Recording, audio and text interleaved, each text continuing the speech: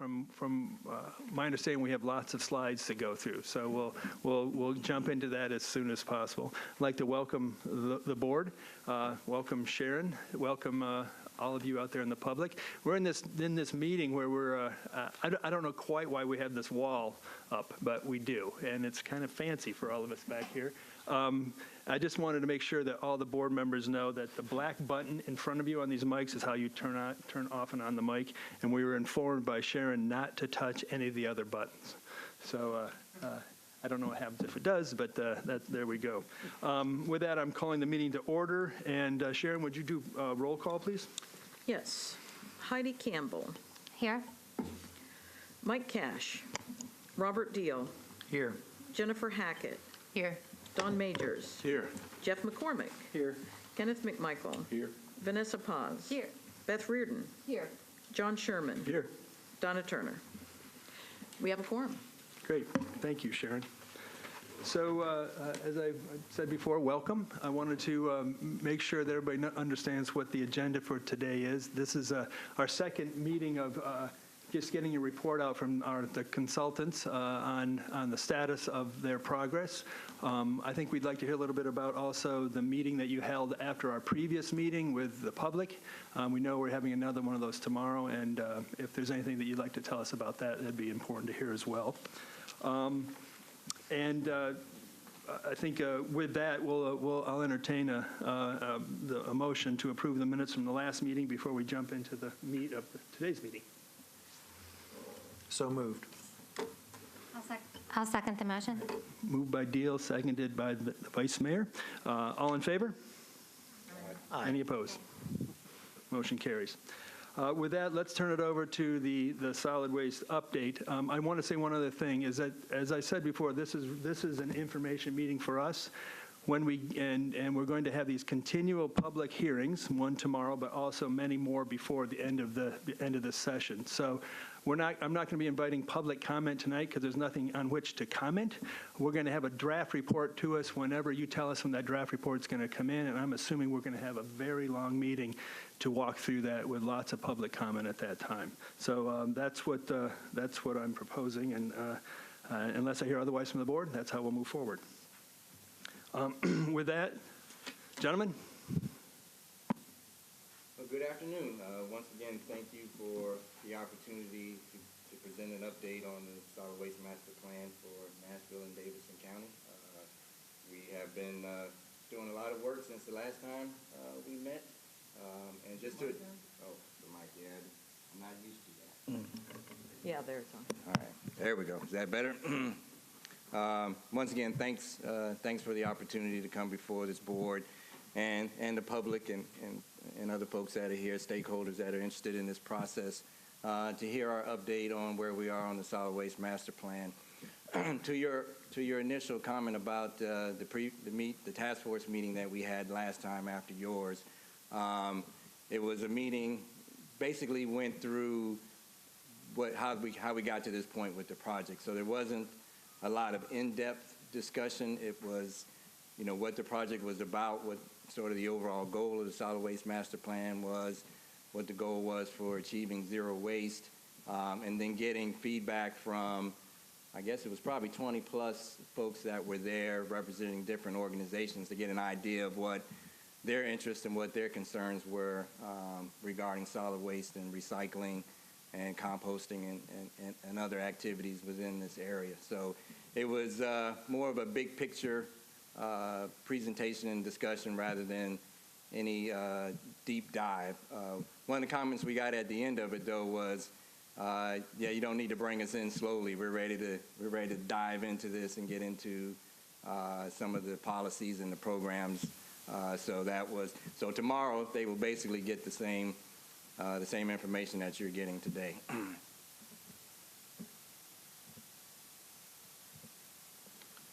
So what we want to kind of go through today, and I guess, I don't know, Sharon, did you want to do you?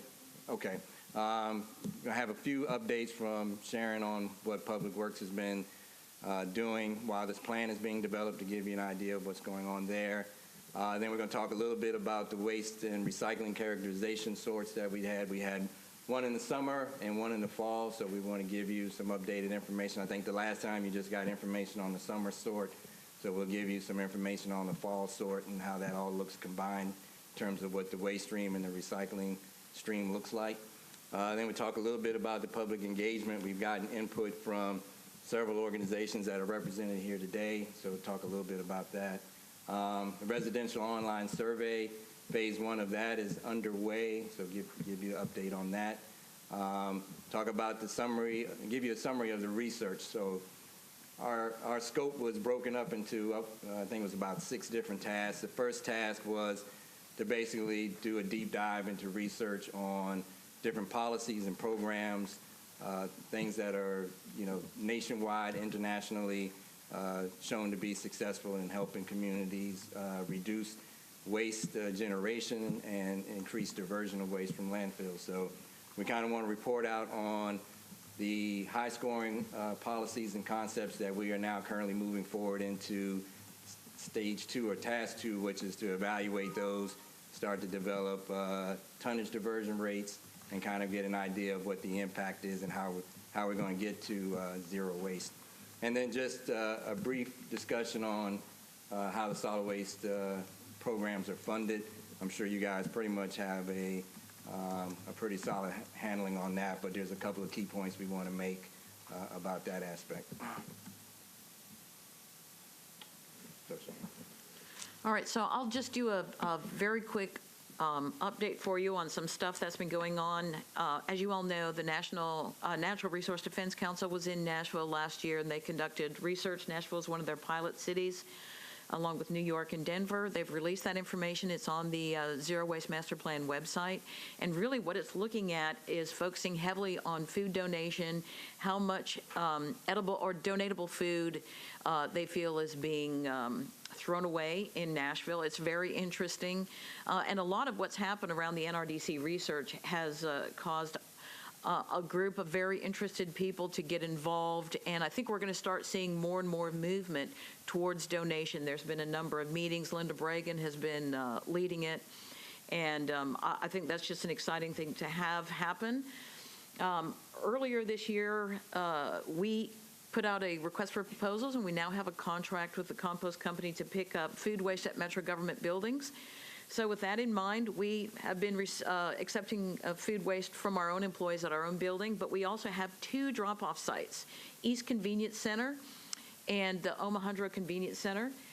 Residents can take food waste. If they don't want to compost in their backyard, they can take it there and drop it off, and it's picked up and composted. So that's a very exciting thing that's going on for residents. Recently, you all may have heard Kroger announce their Zero Hunger, Zero Waste. We had nothing to do with it, but it's one of those opportunities when the private sector sees what's going on in the world and realizes that we need to make a change. And so Kroger across the U.S. Has an initiative to donate edible food. And Second Harvest will be the recipient here in Davidson County, but then they're also going to divert through to composting food that cannot be donated. So that's every Kroger store across the country, and I believe there's 60-some stores here in Davidson County. So the mayor announced a food retailer challenge. Of course, Kroger is part of that, and we're hoping to get other grocery stores involved in that.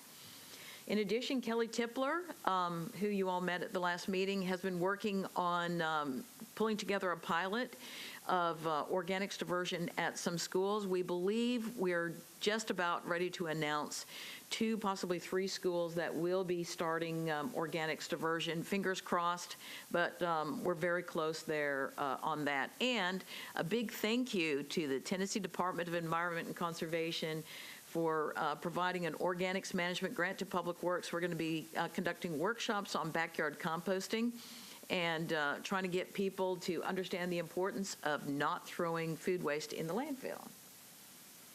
On the other front, there's nothing wrong about saying honky-tonk glass bottle recycling. We've talked about it before, and that program will start next month. We're very excited. In addition, thanks to the work Kelly's been doing, we are refocusing all of our education programs from sort of recycling education to the appropriate waste hierarchy of reduce, reuse, recycle.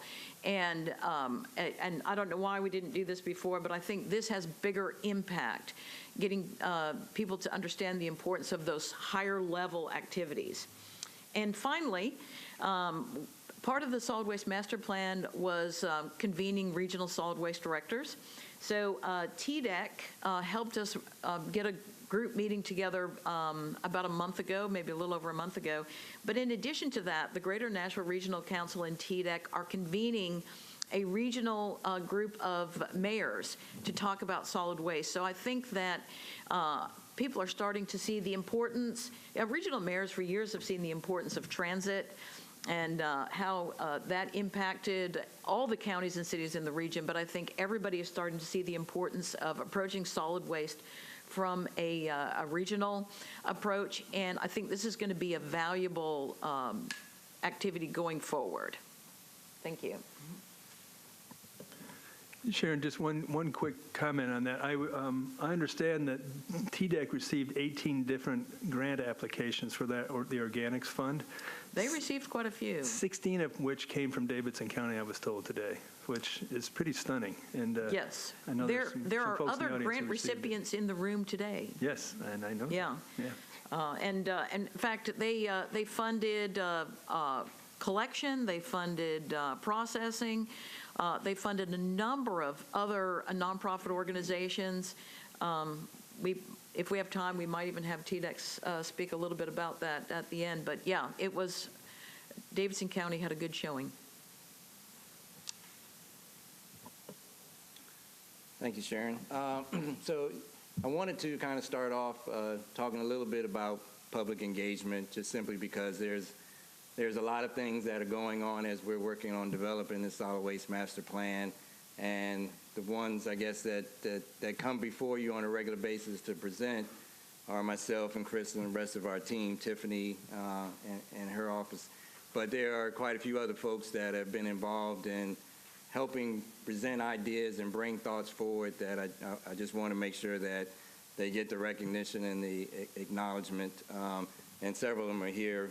Bruce, who's representing Burnt, and John represents RAM, and Tennessee Environmental Council. They have been willing to share their knowledge and share their information with us. And I just wanted to officially kind of say we're thankful for that and we appreciate their efforts. We've also started, as mentioned before, we've started on the online survey to residents and businesses. It's being done kind of in two different phases, and I'll talk a little bit more about that.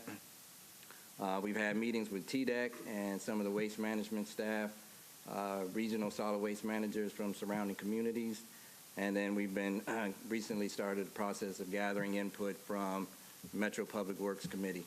So we've been getting a lot of different information, a lot of different input, so that's helping us formulate ideas and move the plan forward. With that in mind, on the statistical survey, this is essentially phase one of our survey program, of where we basically got a statistical sampling, got it from a third party, but it's a database that's statistically set up so that we can randomly send the survey out and get random responses back, and not necessarily targeting particular neighborhoods or particular folks, but to get a statistical representation of the community. So far, we've gotten 200 plus responses back. It's still out there, so we're still getting responses. We should be getting responses back probably over the next couple of weeks. The commercial business survey went out after the residential one, so that hasn't been out as long, but we're getting data back from that one also. So I wanted to, kind of give you an update on some of the information that we've received as part of that survey. How did you send out the survey?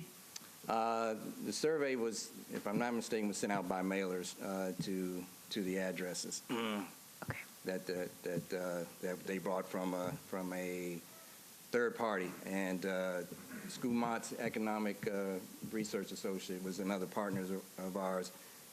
Pretty much ran that survey and got all that data for us. Okay. How many were sent out? That's a good question. I'm not sure exactly how many were sent out. I'll get that information and get an answer back to you on that one.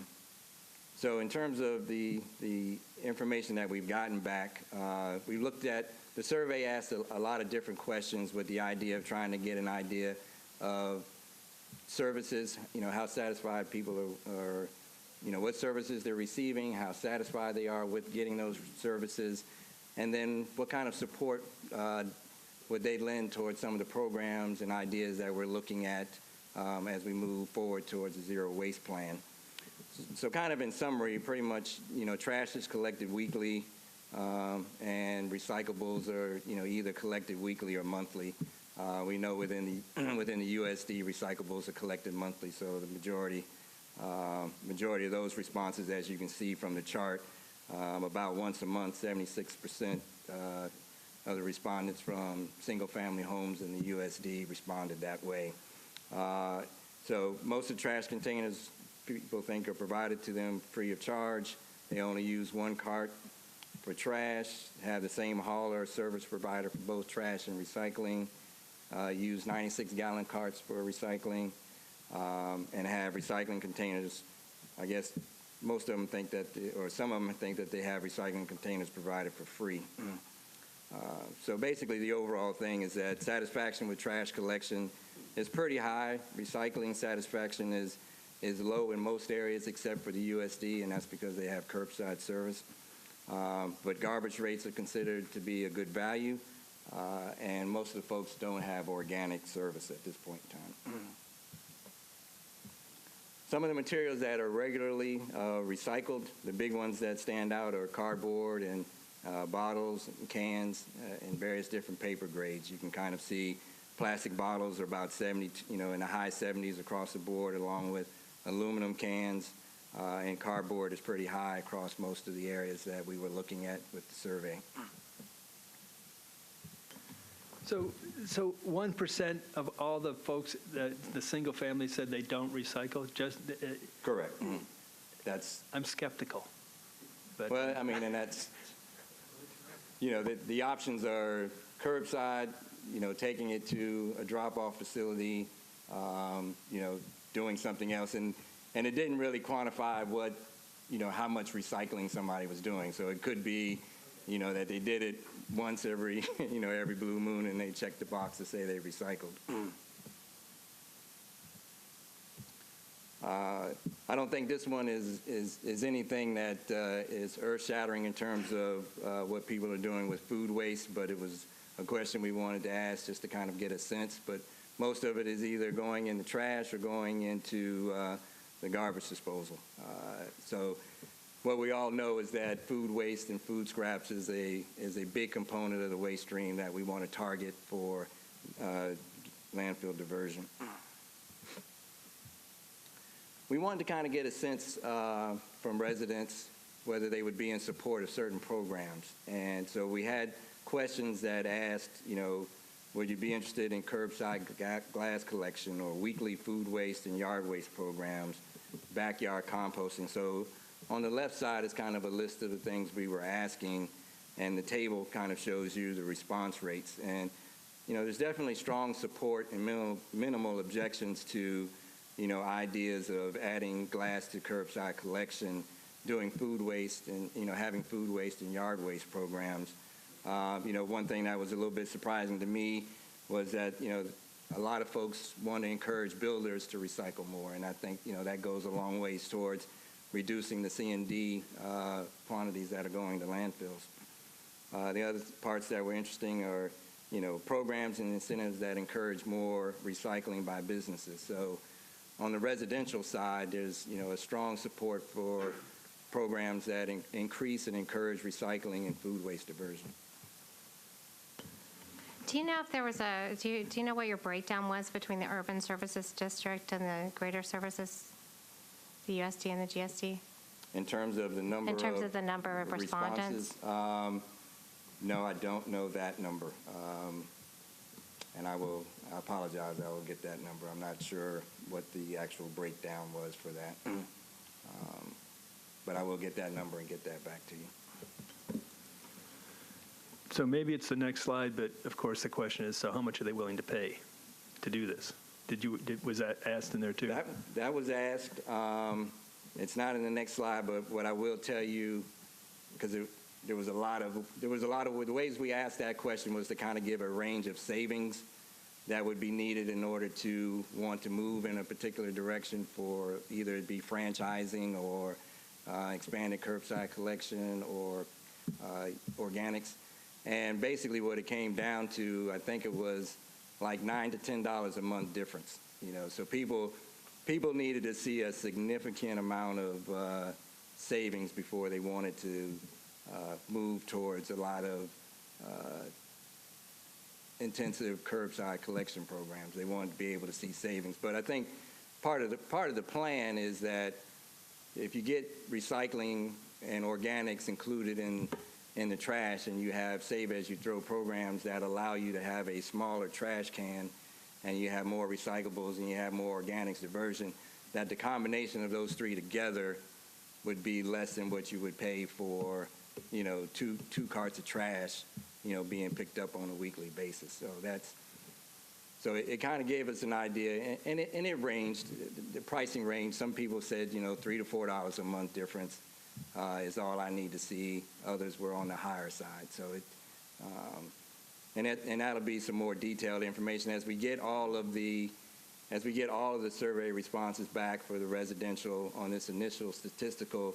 And then the second phase of this is going out to everybody. So the board will get it, the task force will get it, everybody in the community will get it. And so we will have a much bigger sampling size. And then so some of the anomalies and some of the outliers won't have as much of a pull on the data as maybe some of them are having now at this point with a 200 response sample.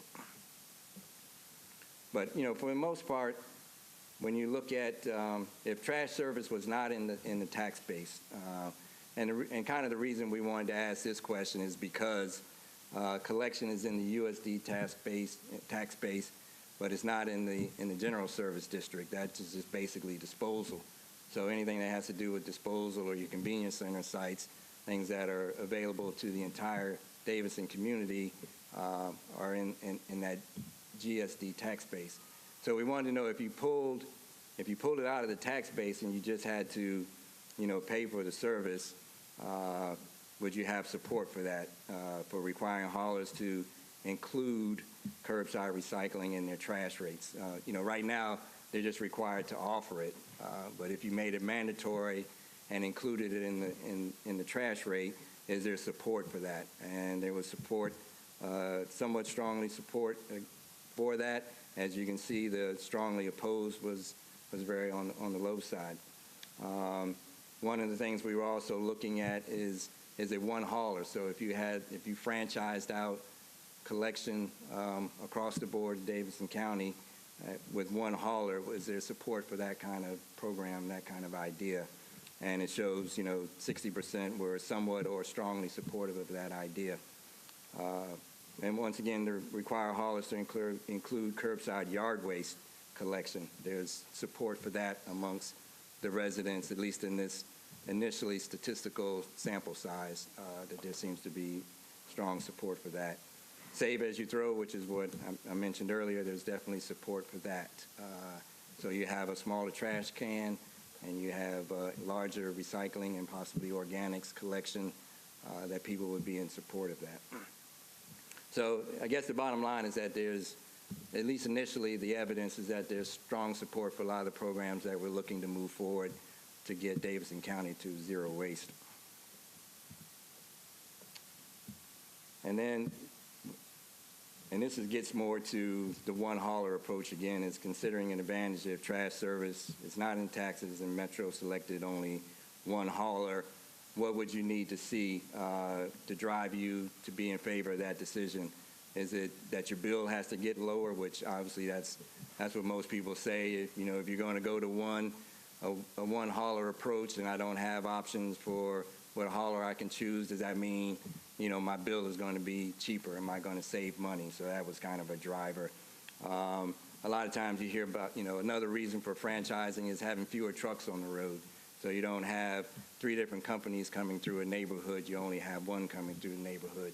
So, 50% of people were saying that idea is one that would help them support a one-hauler approach. Uniform collections, and that's one of the things that's important to us in terms of being able to drive this plan, is to be able to have a consistent service throughout the community so that, we're getting everybody involved in recycling, we're getting everybody involved in organics diversion, we're getting everybody bought into incentives that reduce the amount of trash that's being developed. So if we can do that on a countywide basis, that's a lot better than just being able to do it in pockets across the community. And so those were, so the main arguments are, lower cost and uniform services for a one-hauler approach. And that's kind of the summary on the information that we've been getting so far.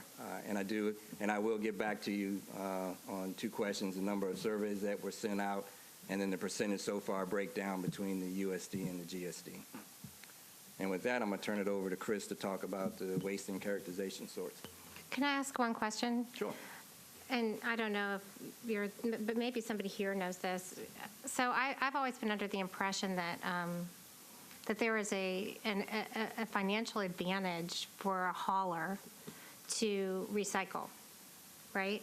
So when you take a recycling load to the recycling place, the hauler actually gets paid for that to some degree, right? It really depends on the market, and I would say the general rule is no, they don't get paid. At all? No. But when they go to a dump, if this is an independent provider, they're paying. Yes. Okay. So they can look at it as cost avoidance versus, revenue. And they may get some, but generally speaking, for the commingled recyclables, unless you're taking, very large volumes of material, you're not going to get paid.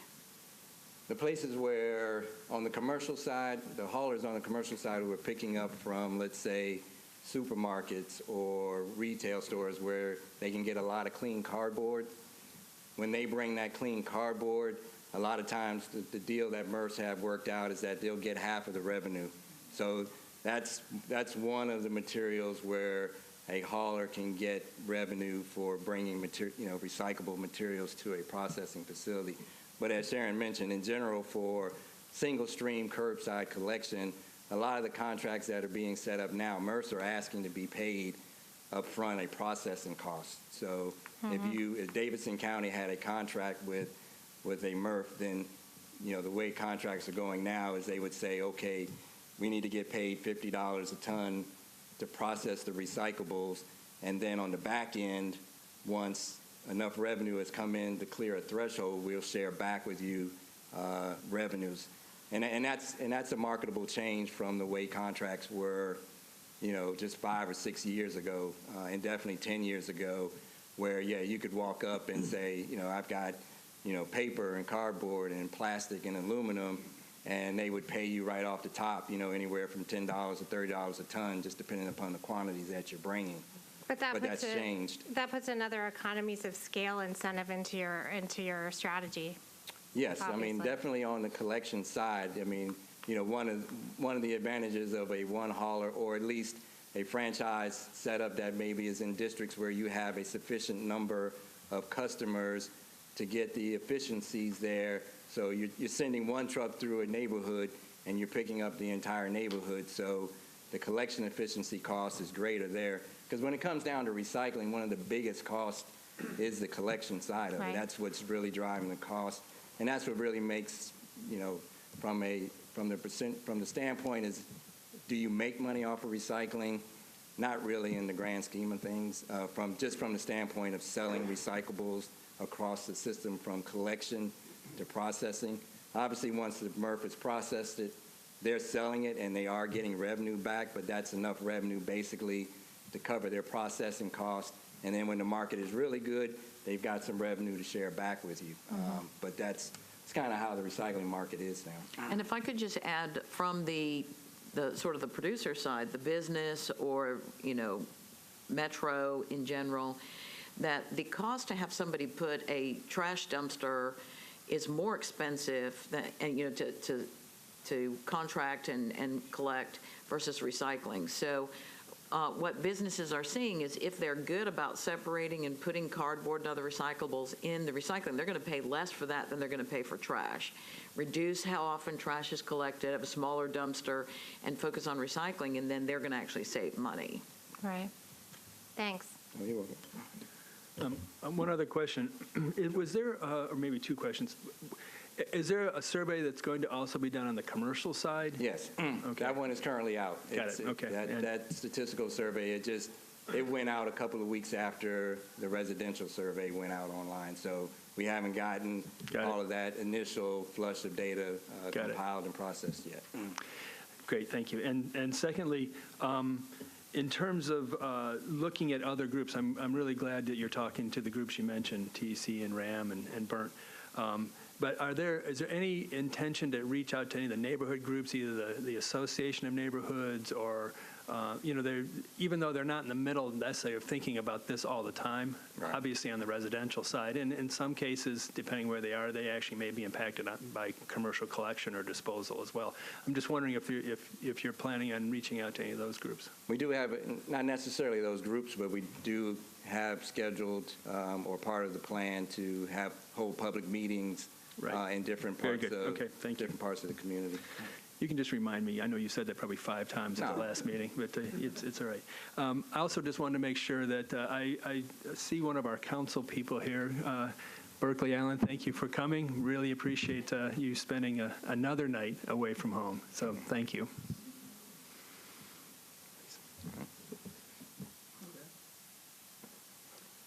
So I would add as well regarding recyclables and revenue, the current state is probably as low as it's been in a long time, particularly with the conditions that China has now put on with the national sword. That really puts a damper on revenue. So it's pretty tough to have revenue sharing now. So I'm going to talk a little bit about the waste and recycling characterization study. We did a 2-season study that we talked a little bit about last time.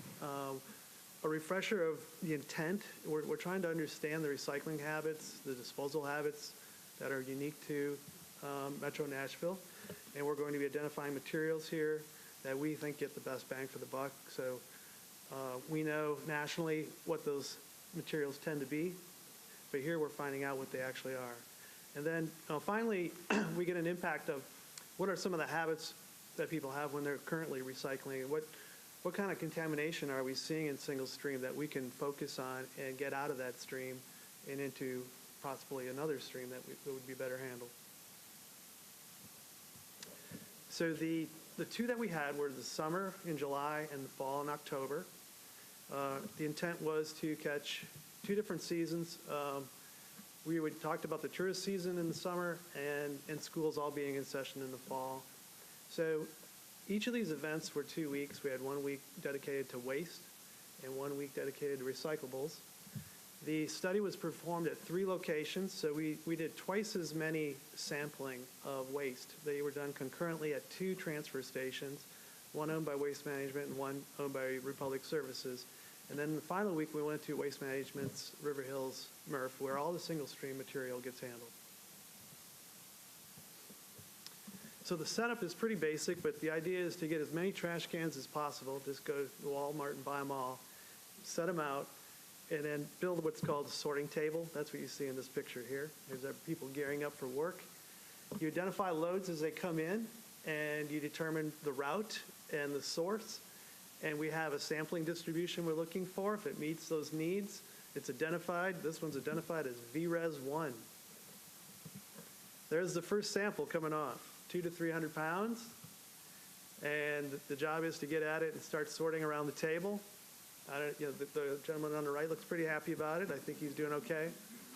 And one of the jokes we like to do on new sorters is you point to a big pile of trash like the one behind him and say, that's the next sample. And then you leave, let them go on that. So we have 50 categories, so this is a pretty detailed analysis. you have a lot of different categories under the major ones that you'll see on the pie charts that I'm going to show. So this is some examples of some of those: mixed paper, OCC is cardboard, magazines, box board, that type of stuff, mixed paper. Plastics is probably the most complex of them all. There's all the different resin types, go by numbers. Then you have all the different colors. Then you have some rigid plastics that aren't containers. And then you have the scourge of the industry, film bags, very difficult to deal with from a recycling standpoint. There's all types of those: grocery merchandise, trash film, commercial film, film. And then composite plastics. So glass is pretty simple, color primarily. And then organics. I did want to make clear here we're including compostable paper. That's paper that has been soiled in some way with food primarily, tissues also, those types of things. Anything that's compostable, it could be actually mixed in with yard waste, food scraps, into a compost mix. Metals are straightforward: cans, aluminum cans, ferrous containers. There's a number of other incidental categories. These tend to be pretty small: sharps, clothing, textiles. There's quite a few different household hazardous wastes that pop up. C&D is bigger than you think. There seems to be a fair amount of C&D generally in waste streams now, in the residential. Excuse me, what Yeah. percentage of the waste stream is the HHW? We'll be showing you that. It shows up on the pie charts. There's quite a few. I'll be going over the percentages shortly after this. Yep, sure thing. So then everything gets weighed, and these all go into a database, and that's how we're going to calculate the categories that we're talking about. So in total, we had nearly 300 samples taken over those 2 seasons. If you add up all the pounds, it works out to 20 plus tons of MSW is sorted, and 10 plus tons of recovered materials. So it was a pretty significant amount. Our sector distribution, we are trying to get 50% residential and 50% commercial. And we pretty much nailed it. You got nailed 96 sample counts on each side for that. Recycling is a little bit different because USD has a single stream program. So it's a little heavy on that program. So I have a few pie charts to share with you. So within these, the HHW is located. So for the most part, you'll see that they're less than 1%. And I'd like to do a comparison to what I presented you in the previous talk regarding summer and fall. So here you can see there are some changes, but not really substantial. There is more paper in the fall and less organics for the residential landfill waste. This is not unusual. There's a lot of summer produce that does contribute to organics going up, and sometimes we see that disparity to be even more than that. So on the recyclable side, 3/4 of what you're recycling are various forms of fiber. As we talked last time as well, there is a considerable amount of cardboard in that. And when you go to the commercial side, you'll see it's even higher. So other things, you see a little bit of difference in plastics here. I thought the one that was kind of interesting was glass. Glass in the fall is over 5%. And considering that's actually a contaminant, I'm going to guess and say it's college students. I don't know. We'll see. Summer versus fall for the ICI. It's institutional, commercial, and industrial. So commercial. For landfill waste, you can see the breakdown's a little different. Plastics are bigger. You can see C&D is up here. It's ranging from 11 to 19%, whereas it was closer to 10% for residential. And organics are not as high here. This is because we're looking at the whole breadth of commercial. We're not focusing on the food industry. That's a whole different pie chart of its own. So the recoverables are even weighted heavier in fiber, and a lot of this is due to cardboard. You have all forms of packaging here really driving this, and some paper, but that's really the primary driver. So yeah, everybody has a top 10. This is our top 10 for components. If you're combining residential and commercial, on the left, landfill waste, food scrap tops the bill. C&D, I think is maybe it might be a little surprising, is pretty high up here, second. And then compostable paper, others, it comes in at 9. So between food scraps and compostables, you have 2 there, combined that are giving you the organics. And then cardboard comes in 4th. And then you see how uniquely skewed it is regarding components on the commercial side. Almost 40% is cardboard. All these other papers and sides that used to be higher are all going down into single digits now. Magazines, newsprint, boxboard, those are all, even high-grade office paper, which used to be quite a bit higher, is now only 5%.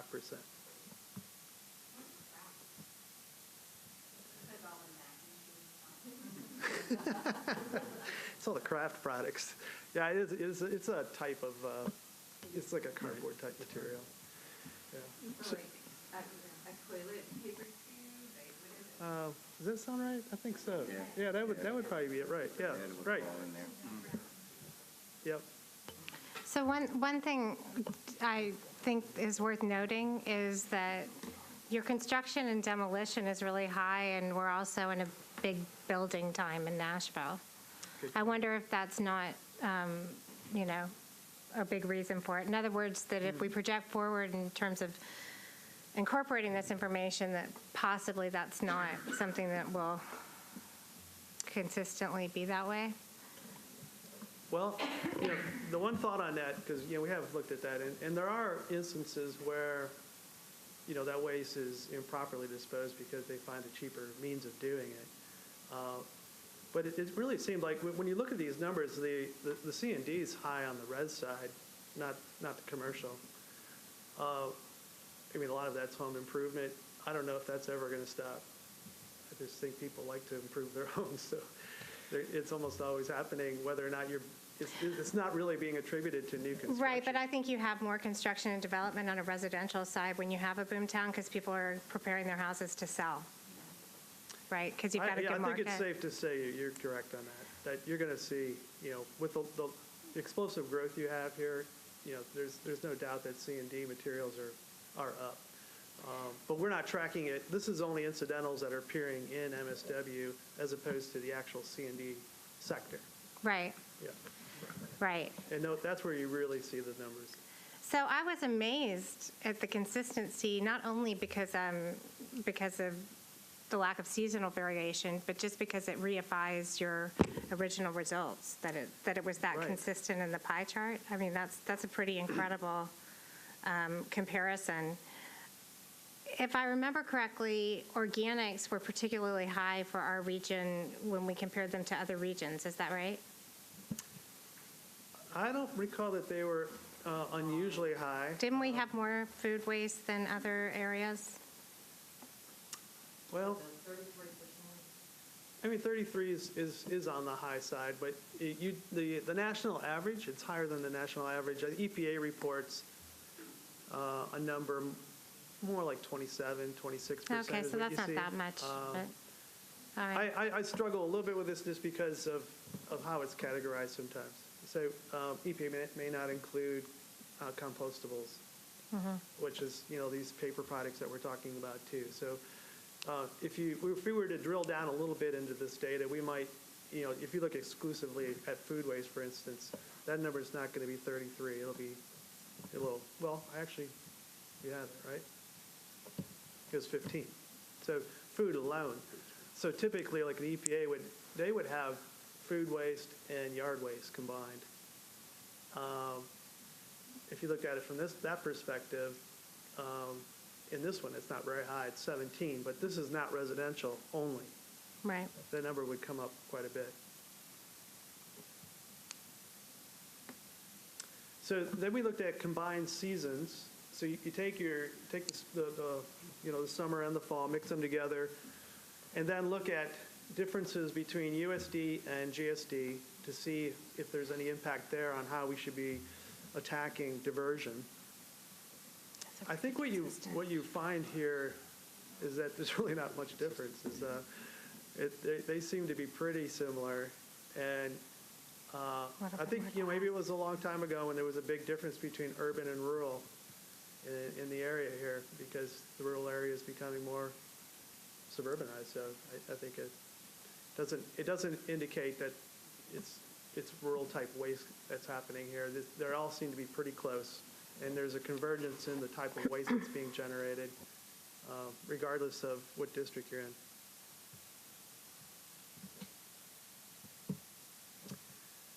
So, really the comparison between the two is similar when you look at recoverables as well. I think the two things that I gleaned from this, looking at the paper, is that more than half of it is cardboard. In both instances, cardboard is the big driver, and then the other ones you saw in that top 10 were all less than 10% each, as far as the different components that make up the paper category. Contaminants,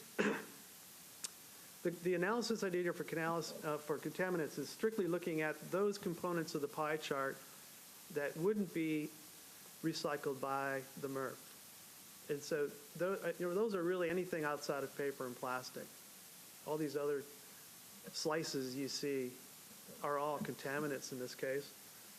They add up in general to a little over 8% for either one. I don't have anything broken out for contaminants in the paper and plastics. There are components there that wouldn't be acceptable as well. So that's why I have 8+. But that number is not remarkably high.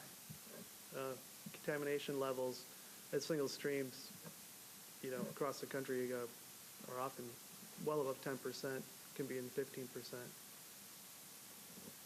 So you're saying basically of the 74, 77% that's paper, all that is paper that actually can be recycled. That's not contaminated paper. That's good paper, right? That's right. Yes. Okay. If you put on your magnifying glass lenses, that little fine green font down below is reminding me to tell you that the compostable paper was indeed credited to the organics category, not the paper category. And then the last slide I wanted to share on this topic in general was one that we had looked at previously about the evolving stream here. And the reminder is, I think, just reinforced that over the years, the trend in changing waste generation is showing, for one, on the far right, a huge growth in corrugated. And that's quite evident in your waste stream. I don't think it's as obvious regarding newspaper and glass. Well, you can't really look at glass here because it's not being recycled in the single stream program. But newspaper is going down. It was a single digit. I think it was around 8%. It is being reduced, and we know that's no big secret that there's far less newspapers than there used to be. So that's really the shift that's happening, and those are the targeted areas that we need to be looking at to make big strides in diverting waste from landfill. But how much? I mean, really, we're talking 5 or 7% difference between what it was. I mean, like newspapers dropped 7%. Would that really change a program based on a 7% drop, or is that you're looking at the trend and say we just need to pay attention to that? You can have the way the bar chart looks, it looks like, wow, that's an incredible change, but it's 7%. So it's... Yeah, I think you're right. I mean, in that regard, that's one component. There's also all the magazines, and there's a couple of them that combine in there. And then you look at office paper, which has always had a good market historically. And I do think that this is helpful for the long-range planning of a program. If you're looking in terms of 5 to 10-year increments as to what you're going to be diverting, it's not going to be newspaper. Because I don't know how many people under 30 read a newspaper, but I have 5 magazine subscriptions, but I doubt there's too many people that have that. So. Okay, so I was going to turn it over to Martin, and you're going to go on to talk about task 1, right? Right. Okay. Thank you, Chris.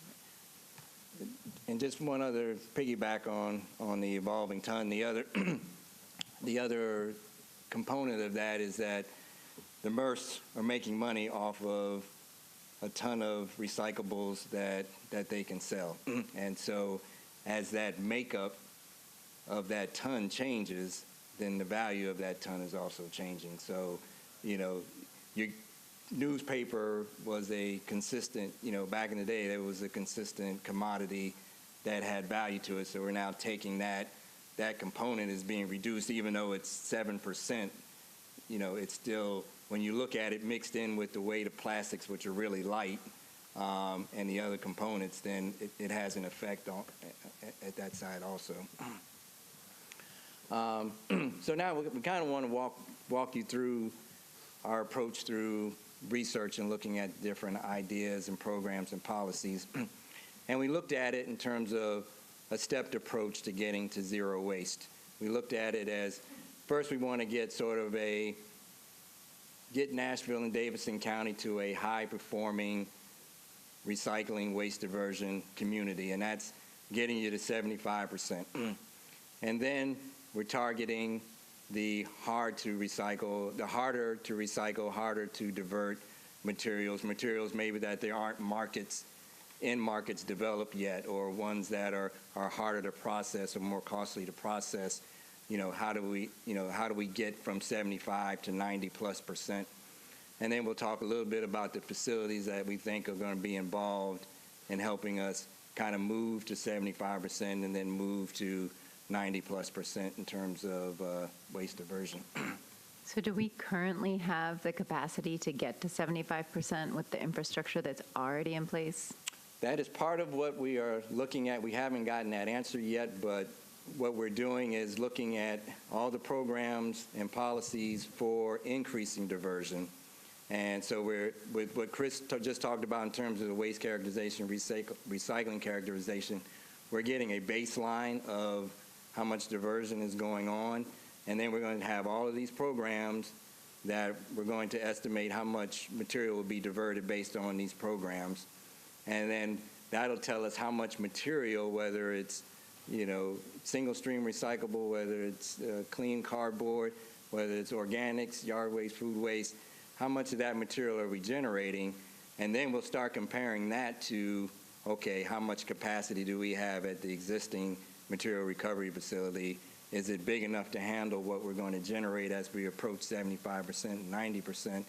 And if it's not, then we need to add an additional MRF. Do we have enough composting capacity? Do we have capacity with anaerobic digestion? So as we get the diversion estimates finalized and we know what kind of tonnages we're working at with the different materials, then that'll allow us to determine what facilities are specifically needed, whether or not the existing infrastructure is adequate, or if there needs to be additional facilities added.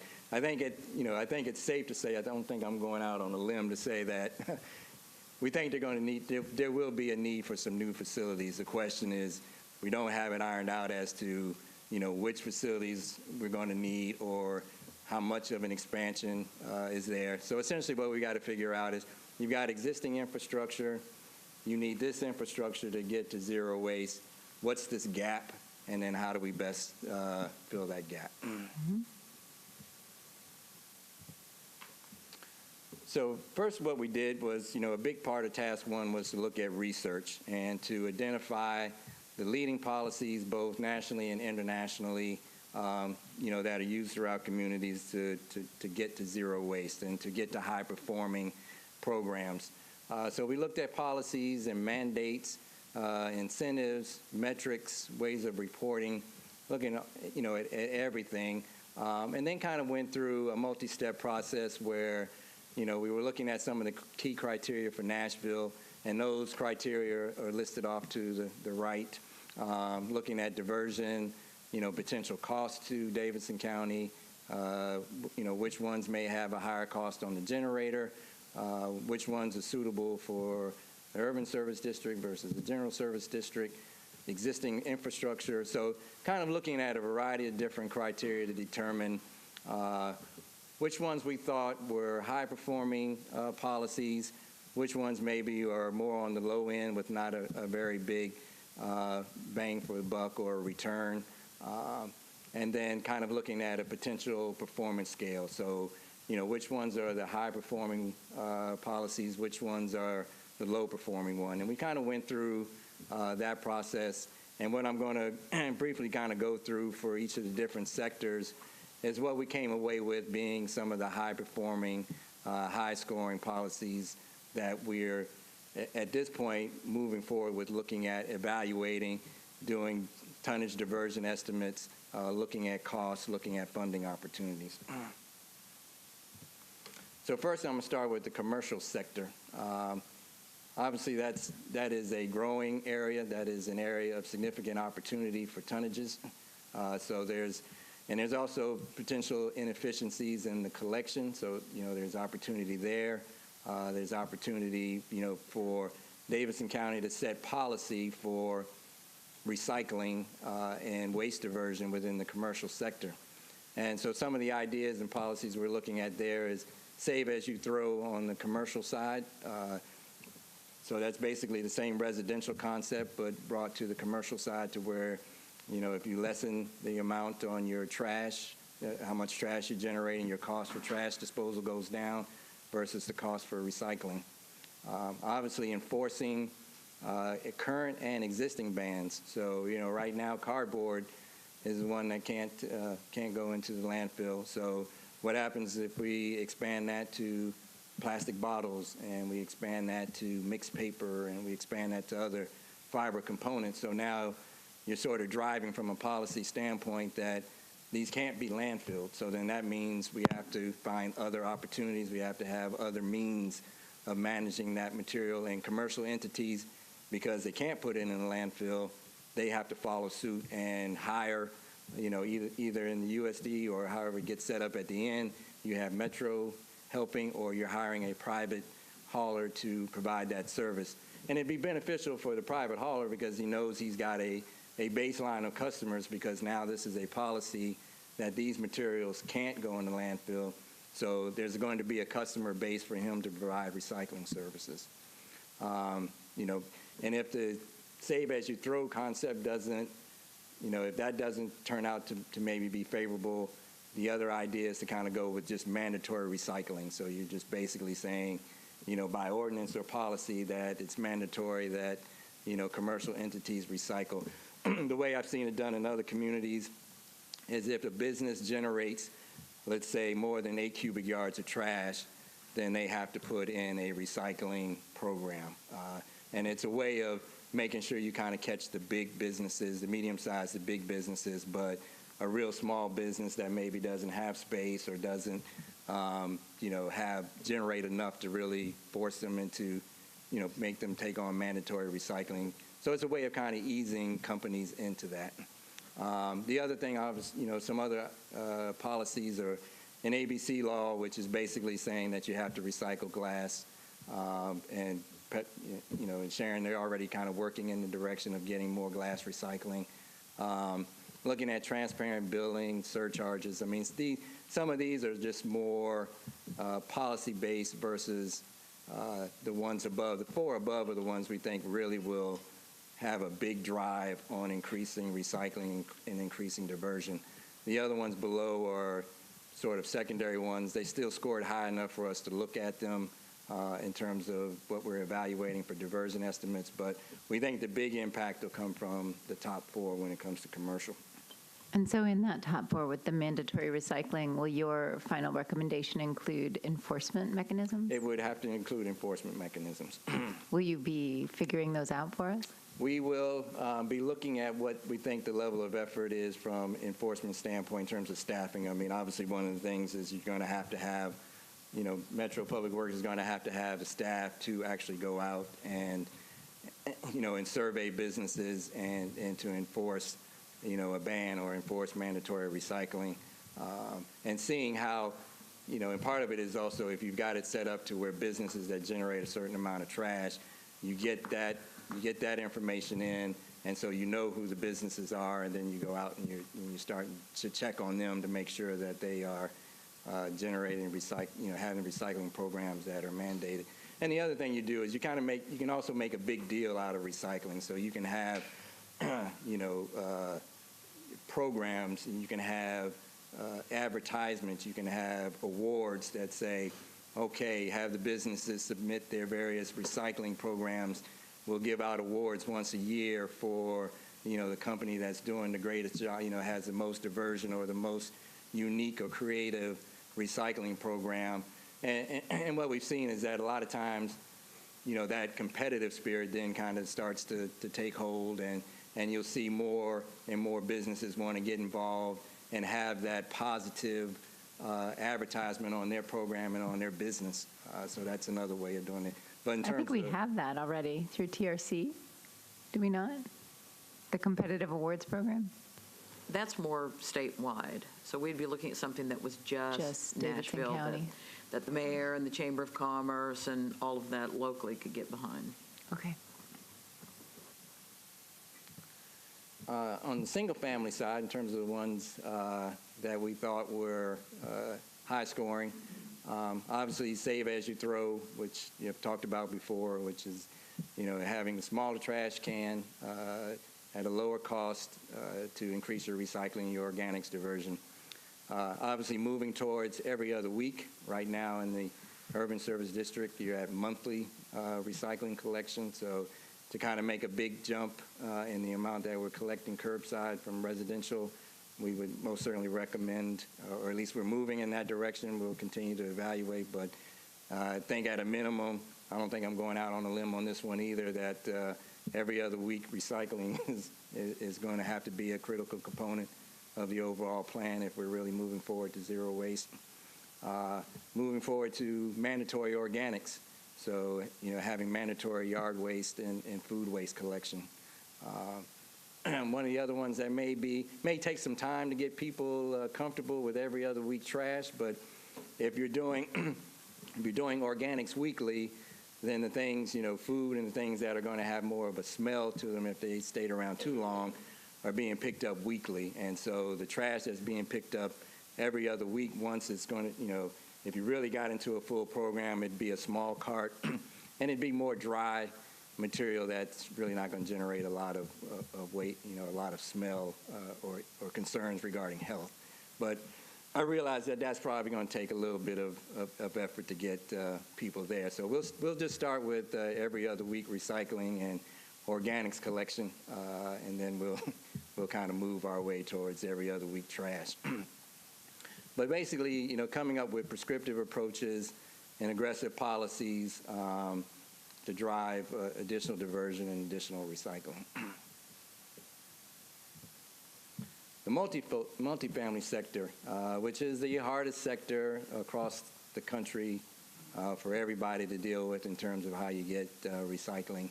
One of the things that comes to the top of the list is changing codes regarding new construction or remodeling, that as part of your zoning and your application and your development, that you have to make space and a provision for your residents to be able to recycle as part of the project development. That's kind of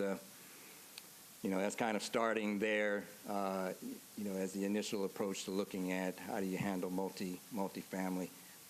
It's a significant portion of the residential housing stock here in Davidson County, and it's high in most places in the country. So it's something that there's a lot of opportunity to get that material diverted. A lot of folks that are diligent about recycling, they will take the material to a drop-off site. But as we know, there's a lot of people who aren't as bought in and as diligent about doing that. So if we can get facilities at the property, then that will help drive recycling. When it comes to changing codes, is that a recommendation that this body would need to make? I'm sure it would have to be approved by council, but who makes the recommendation to council say, hey, we need to do this? If, as we go through this, and if it, and I think it probably will, but we're going to look at the diversion estimates, and if it's an official, formal part of the plan, then when this plan comes before this body and you vote to approve the plan, then you're voting to approve every recommendation in the plan. And so then I would imagine it would then go forward to the council, with your recommendation to approve, and then they would have to, then make their recommendation on approval. But from the standpoint of this board, everything that we put in the plan, once you review it and we have comments and we go back and forth and we've got a plan that everybody agrees on, then that's the plan that you will vote on and say, this is the plan we recommend for Davidson County moving forward. And we can anticipate that those public meetings will be lengthy. So buckle up. A question I just have as you go through this too is, and I assume this will be in the plan, is you'll have some matrix comparing the different policies to what other cities are doing in these different areas. So we have a sense, and when well, of course, all the decision makers will have a sense, the public will have a sense of, so how do we compare, right? Will there be some kind of way to say, so what is Austin doing in these very specific areas? Yeah, I mean, most of the communities that we've looked at that that are pursuing and moving forward to zero waste have a lot of these components. Yeah. Each one has a mix of them. I mean, no one has everything in the toolbox, but basically a lot of these that we're talking about, they are implemented in these communities. Mm-hmm. Also, the decision, kind of what lies behind your decisions about what scored high and what not? I mean, you gave us the characteristics, but we didn't, how you weighted those in your decisions. It'd be interesting. I don't know if you're going to have that in the plan, but somewhere it's like, so how come that one went high and that one didn't? What was the thinking? Well, yeah, there would probably be a little bit more detail in the plan on that. I mean, we were basically trying to come up with an easy way of doing it, because anytime you start to get into weighting, and it can get more confusing than it's worth. So based upon experience, the uniqueness of Davidson County and Nashville, we kind of did an initial, what kind of passes the test of what we think is really a high score, the ones that are really going to move the needle.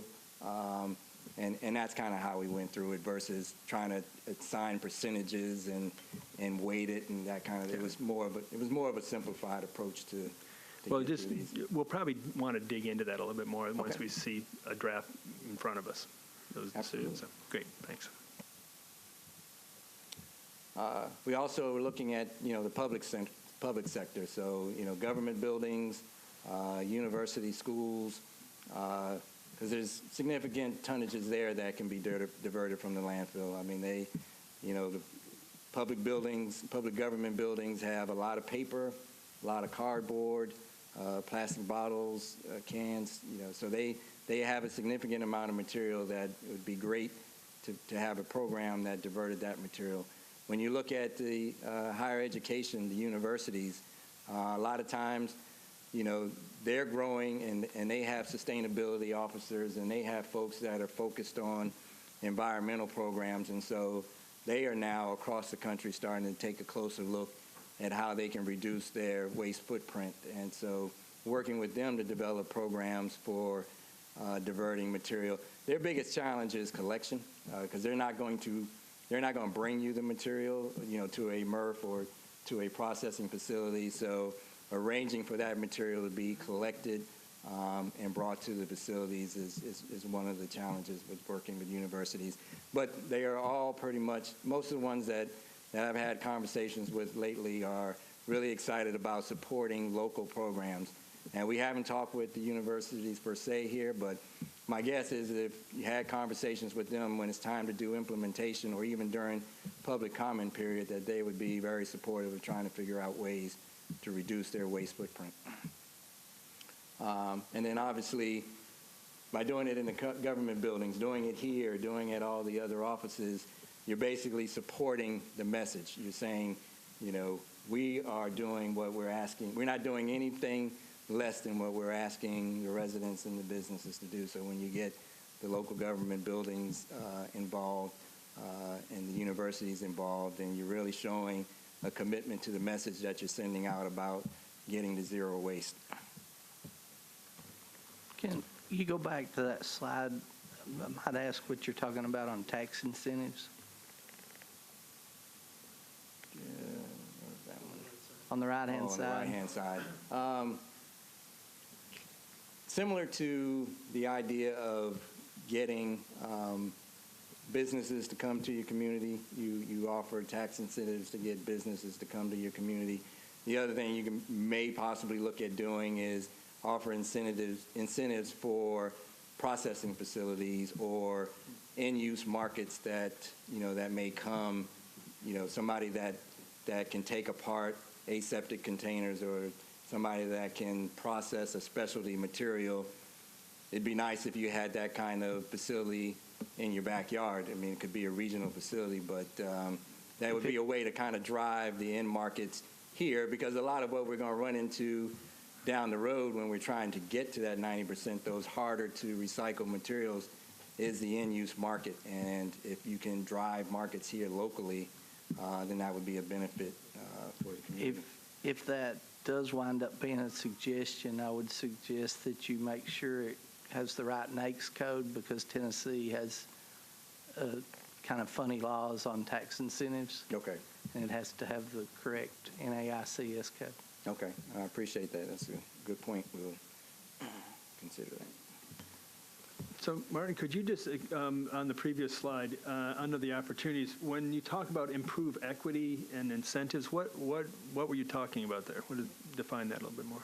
Well, in terms of getting everybody involved, a lot of times, a lot of the conversation is about putting it all on residential or trying to put it all on commercial. We want to incentivize everybody, all sectors, to get involved in waste diversion, recycling, and reuse. So that's really kind of the idea, is broadening the base and getting more people involved, getting the equity of the cost of the system spread out amongst a variety of entities. So it wasn't talking about equity in terms of where transfer stations are located or where. Okay. Although that's important to pay attention to, too. I don't know if you're looking at that, but there's an expectation that we would be asking those questions. The board would be. And Chris will talk a little bit more about it when we get to facilities. But at this point, we're really trying to determine what are the criteria for a facility. So, what size, how many acres will we need for a MRF? How many acres will we need for a transfer station? What kind of property would we be looking at? So we're nowhere near the point of trying to say where a facility would be located. I think that's a couple of steps down the road from where we are right now. The C&D sector, which, as we talked about, during the waste characterization, C&D is a big component. And as was mentioned here, the growth in the construction here is driving a lot of C&D material up.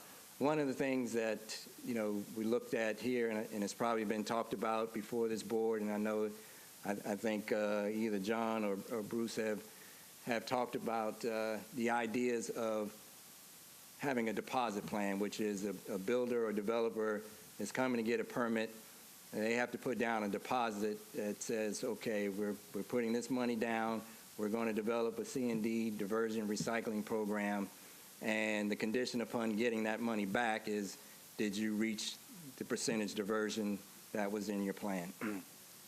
A lot of that's probably going to have to come from the developer down, because the contractor, the builder, he's just doing what is in the spec, what's put in the project specifications from the developer. So getting the developer to say, okay, this is what we're going to do, this is what we want done, we want it put into the overall construction cost so that everybody that's bidding on the project is bidding to handle C&D in a way that increases recycling to meet the goals of their plan. So that is kind of that's the big driver behind a deposit plan system, is that they have to put up some money. I guess it'd have to be significant enough that, that they don't want to walk away from that money, and that they put forth a concerted effort to meet the requirements of their plan.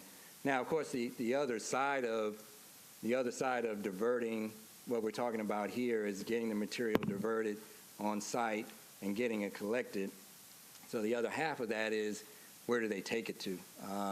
So developing facilities that they can take concrete, that they can take drywall, that they can take recovered wood, metals, things like that. It would be a big component of them being able to make their recycling diversion goals that are part of their plan. So the two sort of have to go hand in hand when you're looking at trying to divert C&D waste.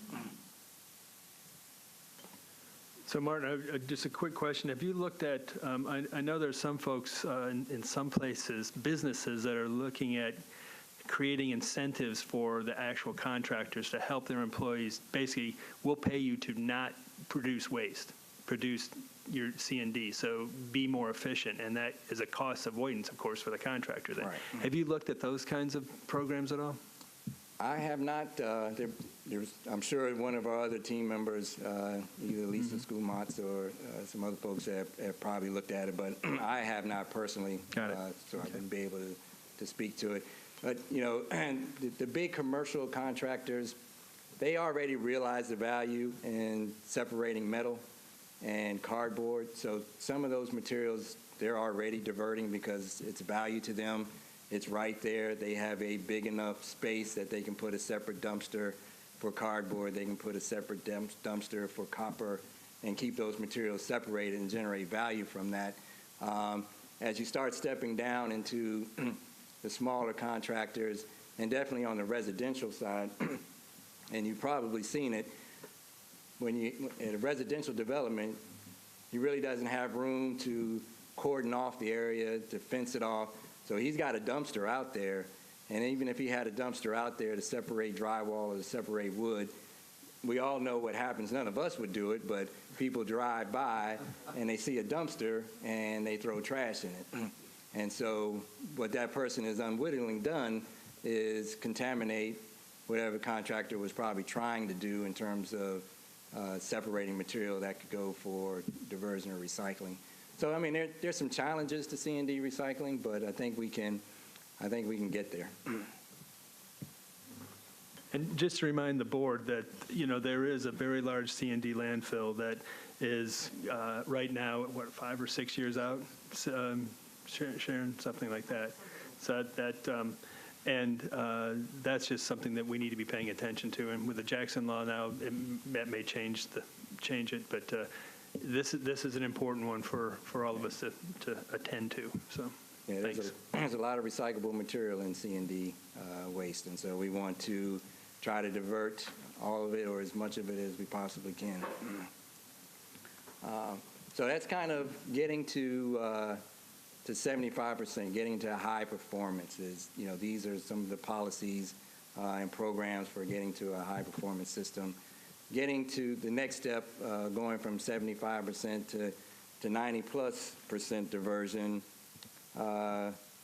comes in with some different phases. And the way we're kind of looking at it now in terms of a timeline is, you know, phase one is the first 1 to 5 years, getting everybody access to the services that we're talking about. So we're talking about mandatory recycling, and we're talking about organics diversion and all the different C&D recycling. So getting access to those services, building the participation over the next couple of years. So you've got the foundation of the programs, the foundation of the infrastructure. So we're building and building and building in steps to get to that participation level, and doing all that to kind of get up to 10 years. So we're looking at it from an approach of getting to 75% within 10 years, and then trying to figure what does it take and how much time is it going to take for us to get to the 90+% diversion after that point. So that's kind of the staged approach in which we've been looking at getting to 90+% diversion. And so some of the key things for going beyond 75% diversion, obviously, is political leadership, because there are going to be some tough choices that are going to need to be made. You know, approving a zero waste plan that has all of these components to it that everybody signs off on, and this is what we're moving forward with, is the first step. Establishing the benchmarks that we want to meet, so that as we're progressing down this timeline, we've got something that we're measuring against and we're seeing where we're going. And then most critically, funding support. Quite honestly, none of this can happen really on a long-term basis without sustainable funding. That's just that's the nature of the beast, and that's what, that's going to be a key component of what we talk about going forward is getting funding for these things. Obviously, having a vision and a mission to accomplish what we're looking for, using the best management practices, having these highest and best use hierarchy for the materials. Basically, we're looking at, valuable materials that we want to recover and reuse. And we also want to reduce how much waste we're generating in the first place. So if we can reduce what we're generating and then we can recover and reuse the rest of it, then, the small amount that's left that may not have a home, is less than 10%. So that's the goal. And if we're working towards that with policies and ordinances, these are all things, the mandatory recycling, the changing of the codes for construction builders. These are all things that we all collectively in this group can agree to, but they will require political decisions to be made and approvals to be made at that level for implementation.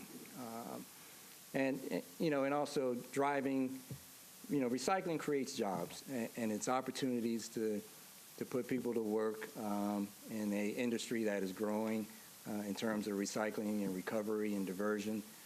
And so we can drive that as a economic development tool that'll help bring businesses to Nashville and Davidson County that will support the overall plan.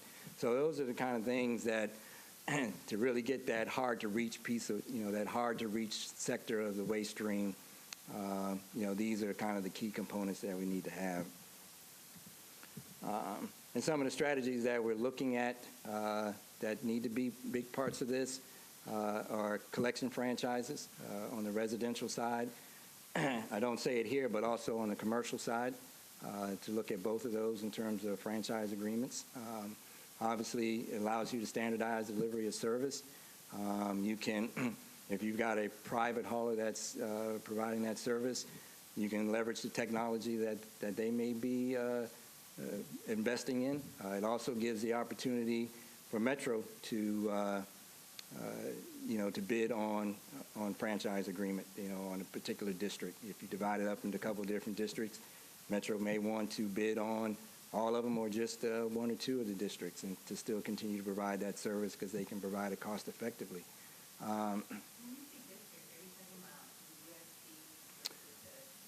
Yeah, what I was thinking in terms of is when you set up a franchise agreement, you can have a one hauler takes all approach, which means the entire county would go to one hauler, or you divide the county up into different, and I called it districts just out of habit, but I know I could see how that'd be a little confusing. But basically just in terms of areas. So, you could divide it up to, say, 4 areas, and that you would bid out each one of those 4 areas together or separately to where, haulers can bid on multiple or they can just bid on one. It also allows us to set an area maybe small enough that, a small hauler, could still have the opportunity to provide the service. We've talked about, material process and marketing in a lot of different areas. I mean, the key there is you got to have enough capacity to process the material. There's going to be a cost for doing that, but there's also going to be the potential for revenue sharing. It won't be enough to pay for the program by itself, but there is a potential.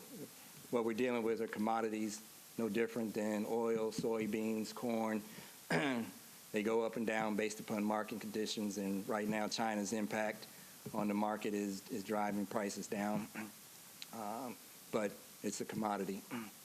And then another component that we're looking at, and this is one that I know John Ram advocates, is wet-dry collection system, which is basically a two-can system where you have one for organics, the wet side of the waste stream, and you have one for recyclables, being the dry, and you don't have a trash can.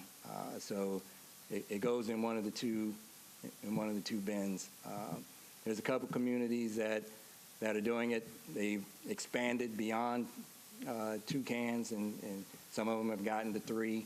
The city of Louisville is using a similar approach within their central business district. So, there's precedent for this program. So this is one that we're looking into heavily to see how it fits with Davidson County. And then some of the supporting programs, and you already have, citizen drop-off sites and recycling drop-off sites. I mean, those are going to be critical to continue to maintain as we move towards zero waste. Public space recycling, so parks and during public events, having the ability to recycle. Once again, that stays with consistency in the message, allows you to have the opportunity to recycle outside of the home, reinforces that. So, that's another good means. And then all of this is going to be dependent upon a heavy dose of public education and outreach. We're really going to have to consistently, as things are rolling out, deliver the message, back the message up, keep reinforcing it, and coming up with a variety of different ways through social media,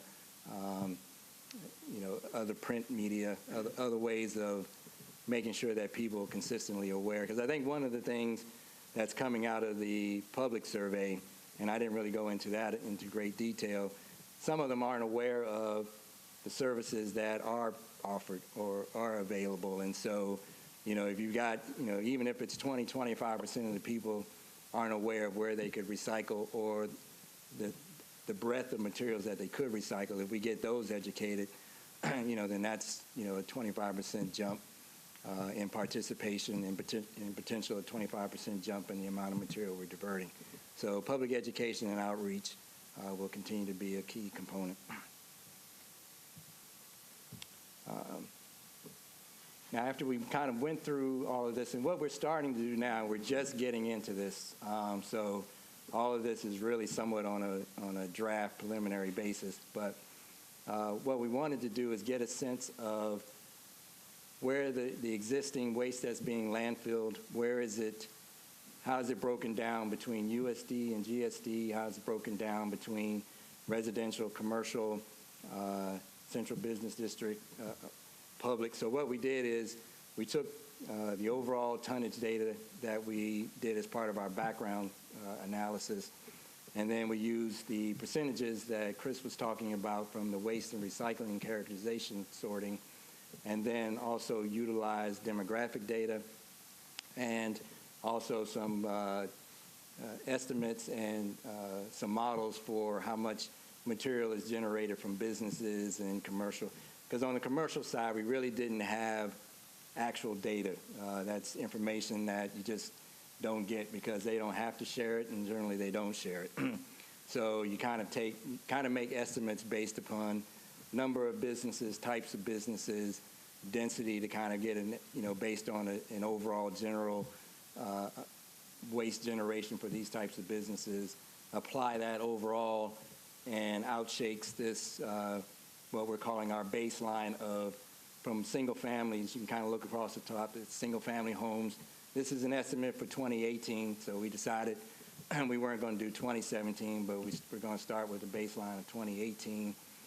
How much tonnage is coming from, or how much tonnage is going to the landfill from the USD, how much is going to the landfill from the general service district, how much is coming from multifamilies across the USD, the GSD, recycling, organic. So this is basically kind of taking the big picture number of tonnages going to landfills, going to organic disposal areas, and kind of breaking that down between all the different sectors and the USD and the GSD.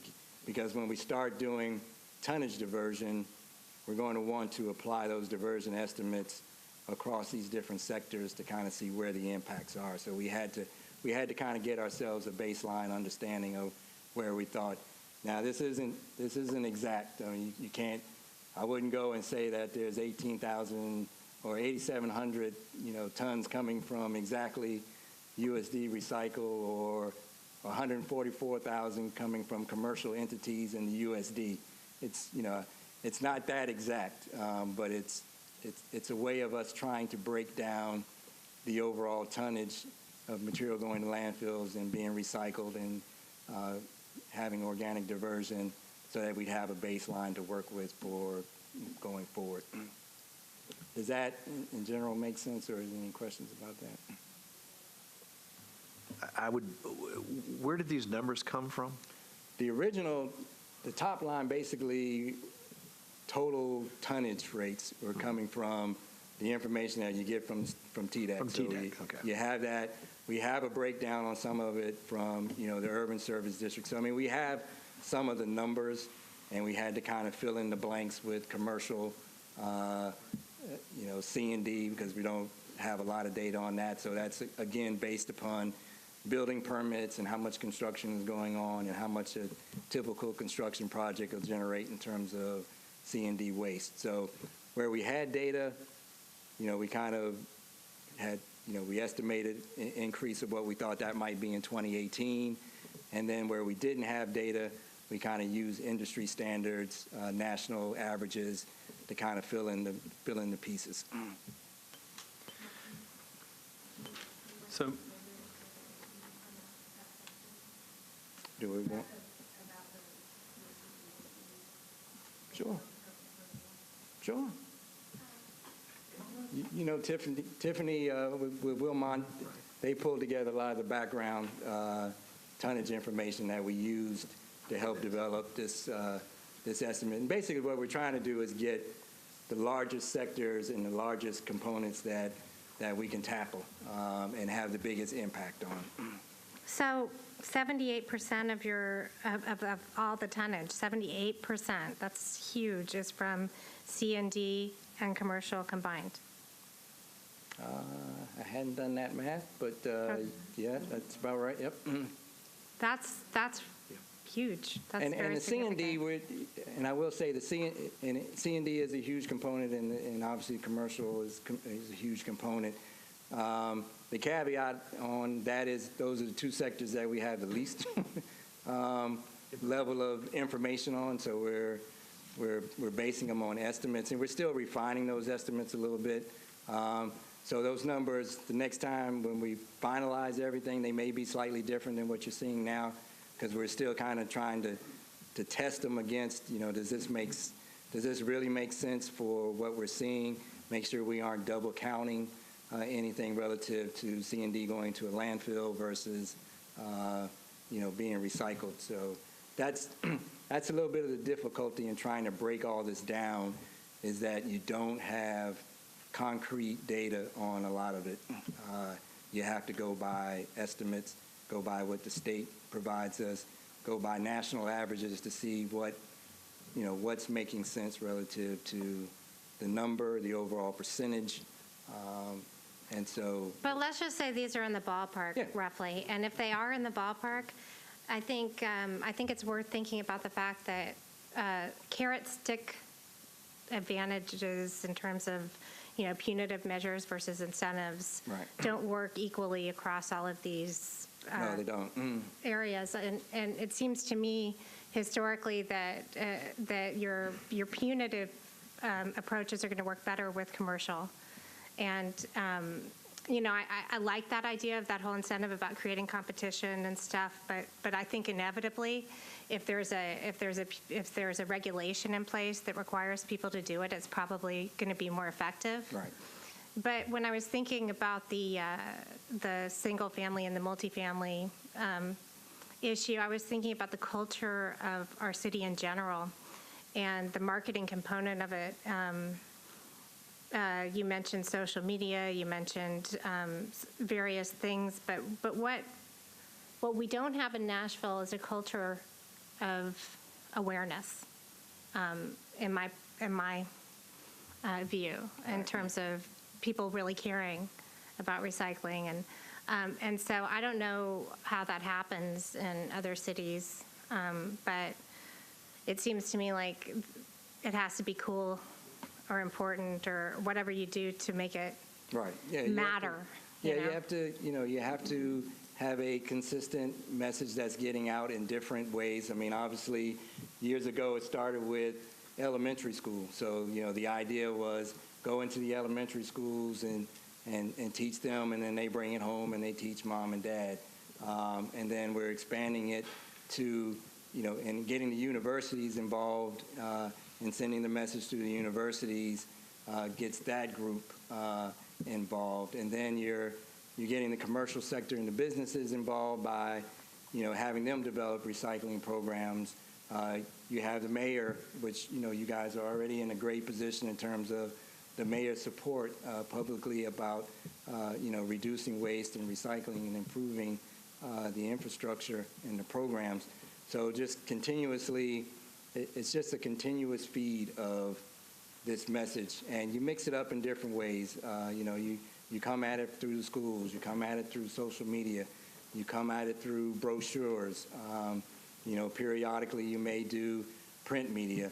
Not a big fan of TV. I mean, it's very expensive. And two, you may not really hit your targeted audience. So, coming up with a variety of different ways of getting that message out and driving the behavioral change is a difficult thing, and that's a big component of what we're going to be trying to do here is get people who aren't all bought in like we are to slowly move towards being bought in on diverting organics and diverting more recyclable materials, reducing the amount of trash they're generating, getting the manufacturers and the producers to be more efficient in their packaging so that their packaging isn't as full of products that aren't, components that aren't recyclable. So, it is a whole collective group of sending that message consistently. And consistency and simplicity seem to be key. I remember when I was a kid, there was a Tennessee Trash ad. You guys remember that? Tennessee Trash moving down the highway. It was people throwing trash out of their car. Remember it? Oh, yeah. And it had an impact on me, and it had an impact on us as a community. And so I don't know what the new Tennessee Smokey the Bear says. I don't know what it is, but I think it's really important that we think about the cultural component of it. Absolutely. So, board, just jump in if other people have questions as well. But this is we knew this before, that commercial was a lot bigger, and something that Mr. Vanderhars has reminded us several times. And I'm just wondering how much you're paying attention to the scale. It feels like when I just look at it, it seems like, boy, there's opportunity. There must be more opportunities in the commercial space on a per unit cost basis. I don't know if that's true, but it'd be really important for us to see that and have the council and the mayor understand that as well. So maybe I'll take credit for it. That was why we put the commercial sector as kind of the first one we talked about on high scores, because that's the one where we can have a big impact in the commercial sector towards getting to zero waste. And I'm assuming that means that the plan will look at that too, and how what is rolled out. Yes. and the priorities and all. Okay, good. Thanks. I do have a comment. Nashville's going to go through a big public trans investment in the next years. It's like billions of dollars, I think.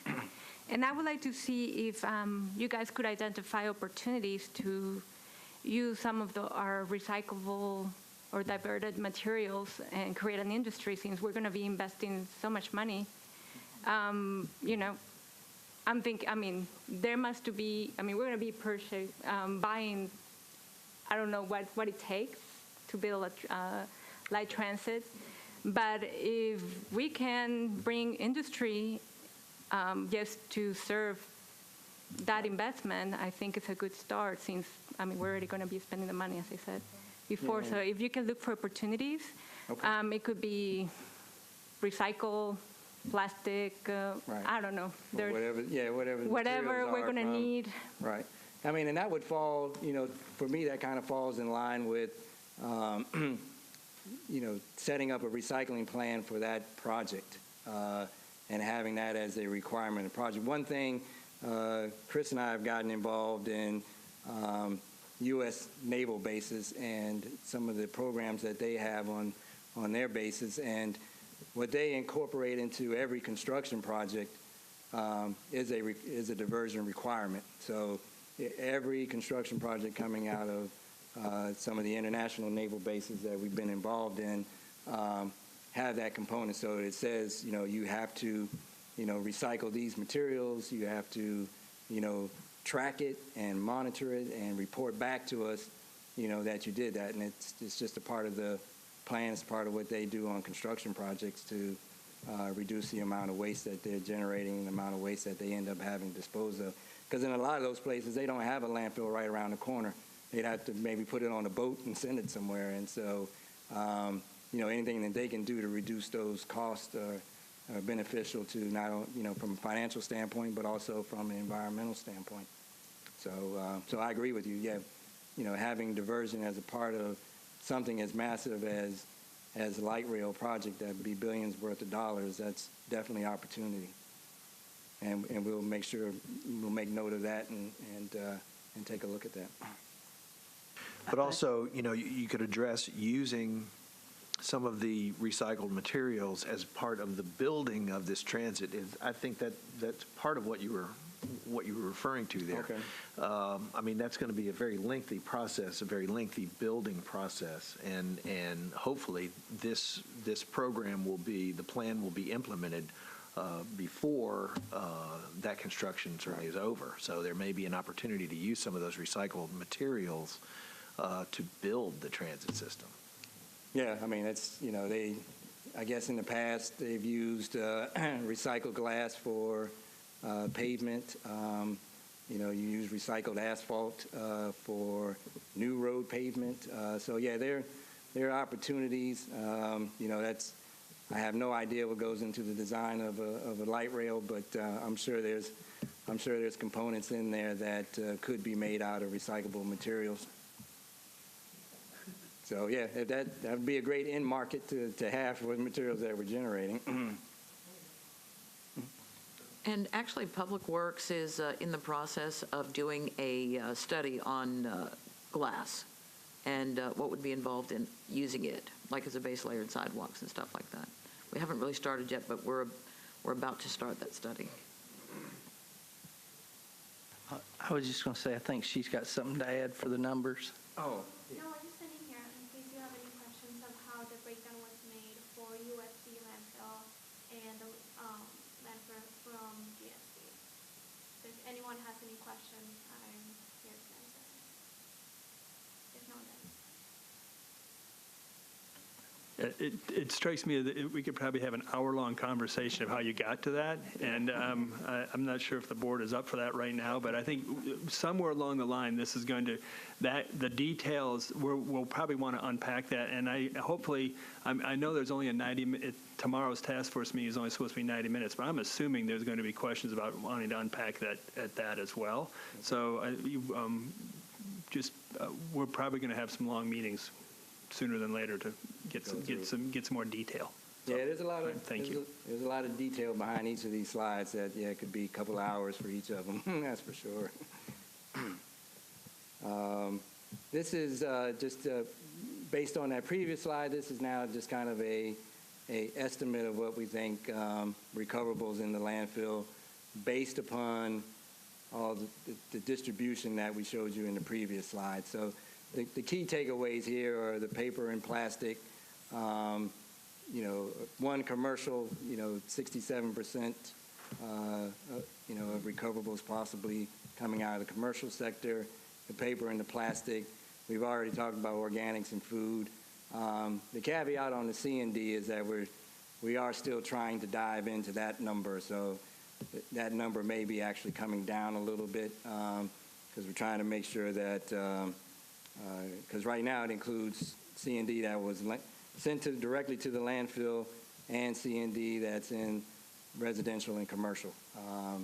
And so I know, C&D going to the C&D landfill is counted as diverse, but we're not looking at it from that standpoint. But we want to make sure that we're looking at the number right in terms of what can be recovered from that waste stream. So that's why there's an asterisk on the C&D, because we haven't quite got to a comfort level that we're dialed in on that number. And just a reminder for the board is that the board's position is that C&D landfill is not diversion. Right. That's a landfill. Right, and that's the way we're looking at it, and that's why that number that's why that number is so high, that percentage, because we're counting the C&D that's going to the landfill now. Now, whether or not 100% of that is recoverable is another conversation, but we're at least right now initially counting that total. Now, you won't be able to see a lot of the detail here. The goal here really is just to show you where we're headed towards. So this is kind of a high-performance modeling results table where down the left side, you'd be looking at all the programs. So you can probably make out that, there's residential, save as you throw, small business policy. So, this is the list, and this isn't inclusive. There's some other programs and policies that aren't showing up in this table yet. But the idea is that the model would look at all the different programs and then develop diversions for, residential and commercial, for USD and GSD. And then you'd have, the far right column would be the percent of total generation that's diverted. So at the end of the day, we come up with a percentage of, what we think will be diverted based on those different programs. And then if you look down to the third arrow down that says diversion, we'd have a baseline of what's going on in terms of diversion, and then we would add the new diversion that we would expect to see from from all the programs to get, a final diversion percentage.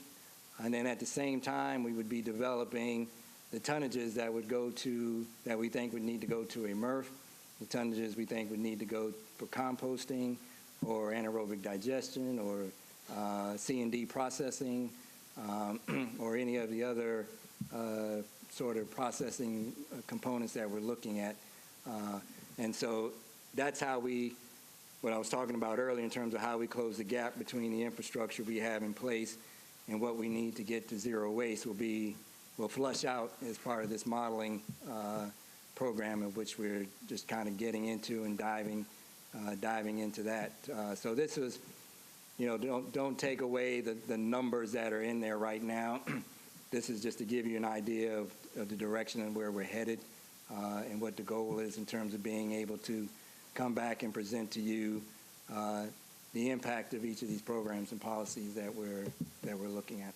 So it kind of help us see what are the heavy hitters, what are the ones that are going to give us the most diversion, where is that material going to need to go, and what are the facilities we're going to need to process that material. I like this chart here, and I like where we're going, and I think that our solid waste plan is getting major attention. And what I would like to see, if we can do this from an analytical standpoint, if we got our programs that are great, but then when you put costs associated with the programs alongside them, people can see where you're going. And then what I want to see is a results-driven plan. We had a previous plan that we had in place. Right. We may not be agreeable on how much was diverted, but to make sure this plan is going to be better than the one before and better than the one before that, what can you show me from a presentation standpoint when you start presenting it to members of council and whatever, that this plan is going to be the best plan of ever that we've had before. And if you can put that together, I think that'd be great. Yeah, I'm going to put that on Tiffany.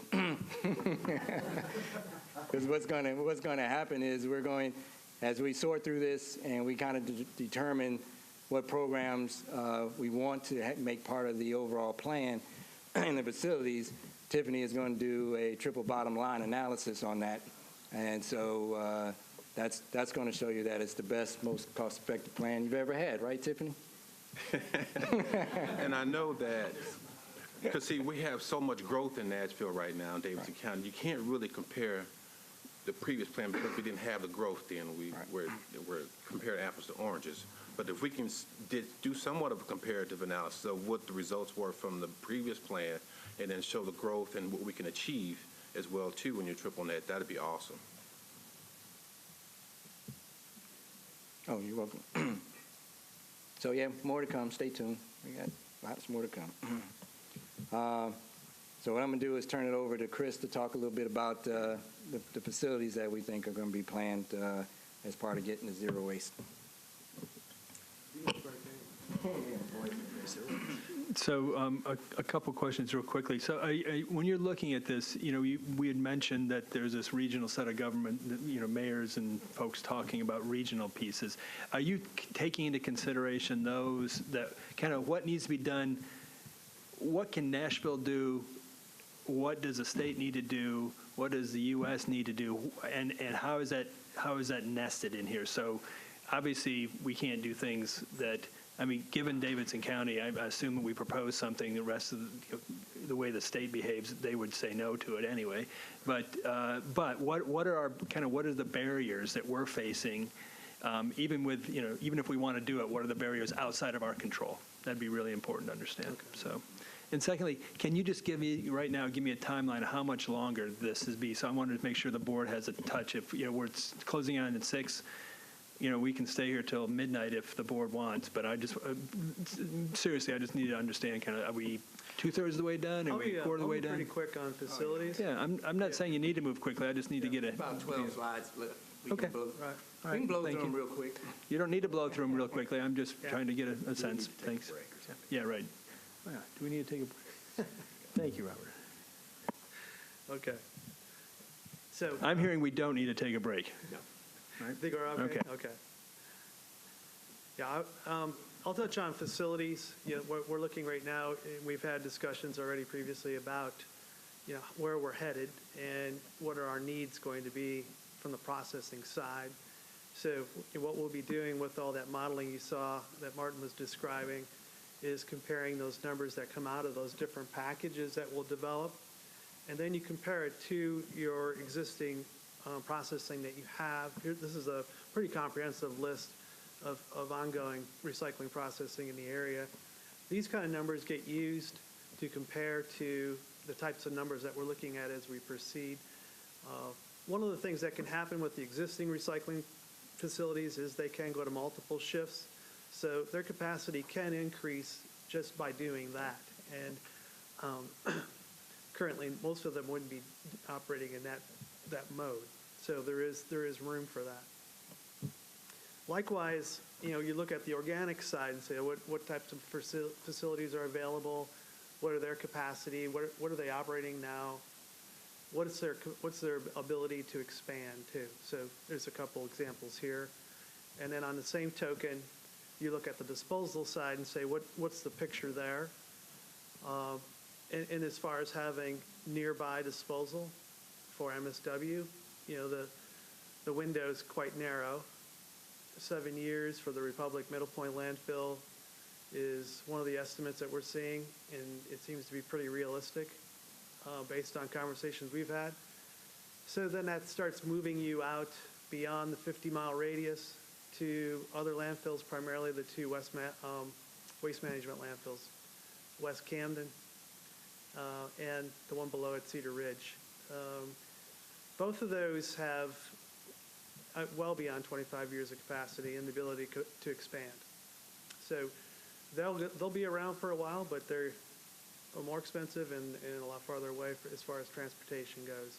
So those are considerations that we have to have regarding needs for new facilities and how we address those, and how you address competition for that fact. Right now, you do have competition, and very likely that will go away. So some of the high-level criteria that we're looking at now in looking at public properties is working with Metro's Planning Department and the Public Property Division. What potential sites are out there? What we're looking for, obviously, is sites that have easy access to major roadways. Preferably, they need to be in a heavy industrial zoned area, and they need to be located out of the floodplain. Just taking those three criteria, you can start to at least present some ideas of where there's some publicly owned lands that might be available. The other major component to look at is size. So looking at the standard facility now for MRFs, they tend to be in the 35 ton per hour production rate or higher. So you're looking at an acreage of 10 to 15 for a recycling facility. For a transfer station, actually 10 acres is required for zoning a transfer station. It's specifically in the code for that. And composting is land intensive. Even using an accelerated kind of decomposition process like an aerated static pile that quickens the pace so you can compress your site, you're still looking at probably 15 acres for the type of size of the facility we're looking at here. So I think, all I really want to comment right now is that siting facilities is a difficult task, and there's not a myriad of sites out there that are readily available that everybody can say, okay, we just need to take our pick.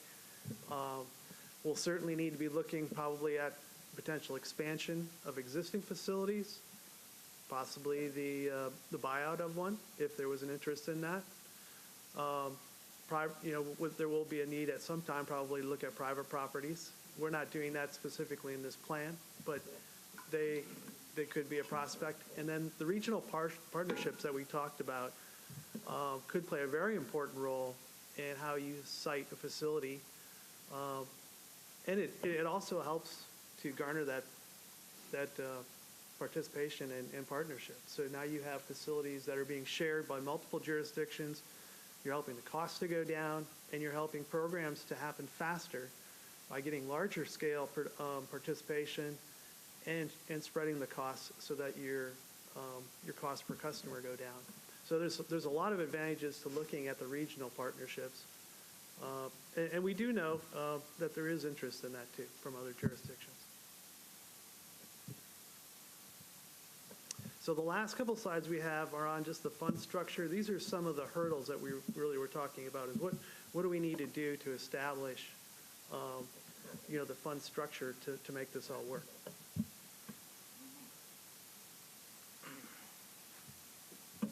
Yeah, so we're in the home stretch.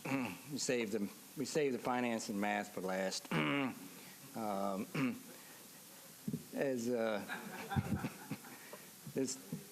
This is the one that's the farthest out of our control, at least at the moment.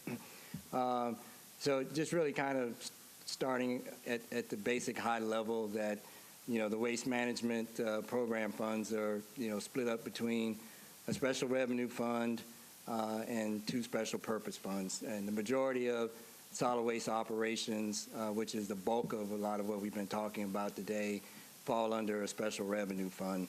And then there's grants for tires and other components that fall under the special purpose fund.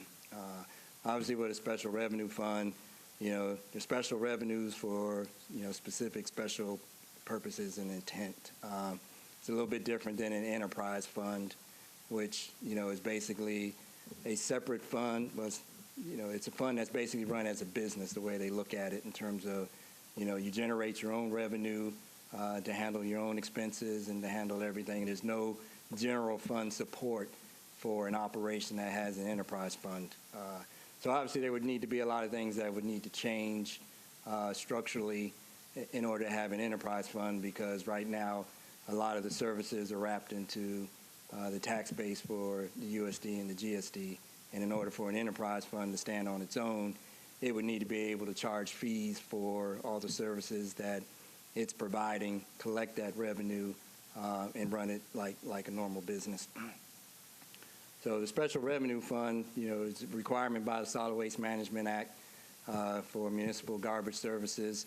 Right now, it's not generating enough revenue to cover all of its expenses, so there's always a challenge there.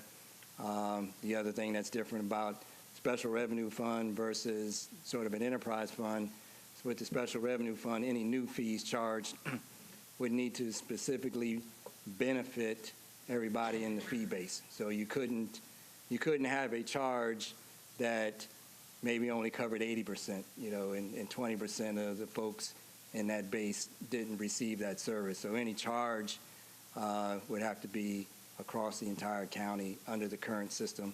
And that's why, a lot of times disposal is the one that you can easily do. And you've got, I think it's $6 a ton for MSW and $1 a cubic yard for C&D, because everybody within Davidson County has to have access to disposal.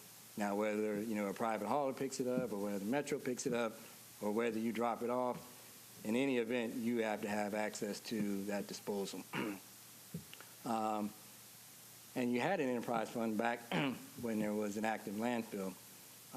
And the benefit of that is that you were able to generate revenues in excess of what was required to run the landfill. And those excess revenues were used to support brush and recycling service. So that's how that was funded in the beginning. And it's now sort of just that service is continued, but now you don't have that revenue source that was coming from the landfill to pay for it. So now it's, that cost is now being paid out of the general fund. And I don't know if Sharon got a raise on her budget when that happened. No. So I took a look at the fiscal year 18 budget, and the program revenue, which is coming from your waste generation fees, your convenience center fees, the sale of recyclables. There's a couple of other smaller components to it, but these are the majority that come up to about $5.5 million. And that's about 20% of the revenues needed to cover your costs. So you can see that the program itself, in terms of the revenue it generates, is nowhere near enough to provide the service it's delivering. And so the general fund transfers account for 78% of the operating revenue, and that's broken down to the USD tax base is 71% of that, and the GSD is 29% of that. And obviously a big part of that is because the USD has to provide collection services that aren't being provided in the USD. So, and the other challenge with general fund support is that you're in line against police, you're in line against fire department, you're in line against economic development. So there are a lot of needs, and to be able to say that you can consistently count on X dollars coming from the general fund for the next 10, 15 years to roll this program out is not a realistic assumption for us to make as we move forward. So part of getting out of that funding, ideal, if we could snap our fingers and have an ideal situation, it would be an enterprise fund. And the enterprise fund, charges an annual household fee for every household in Davidson County.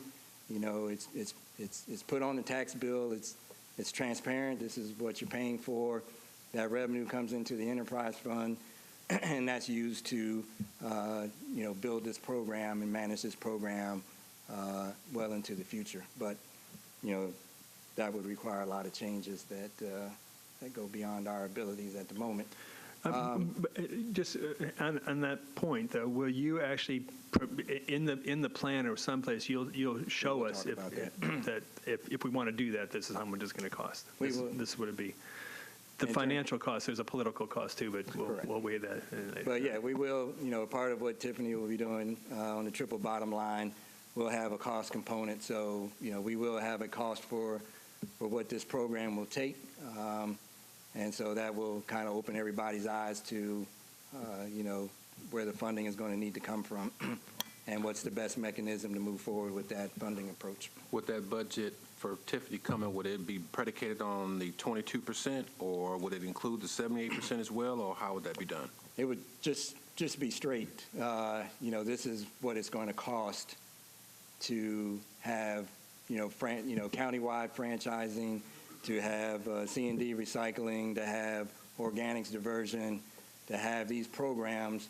It's going to cost, X dollars in capital is going to cost, this amount in annual, and this is what it's going to be now and over the course of 15 or 20 years. This is what you can expect to, potentially spend on this type of program.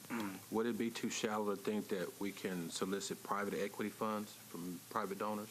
No, I mean private-public partnerships and other ways of funding are definitely available. And that was kind of what I was getting to at the end here. Is there's several different funding options. You can go countywide household fees.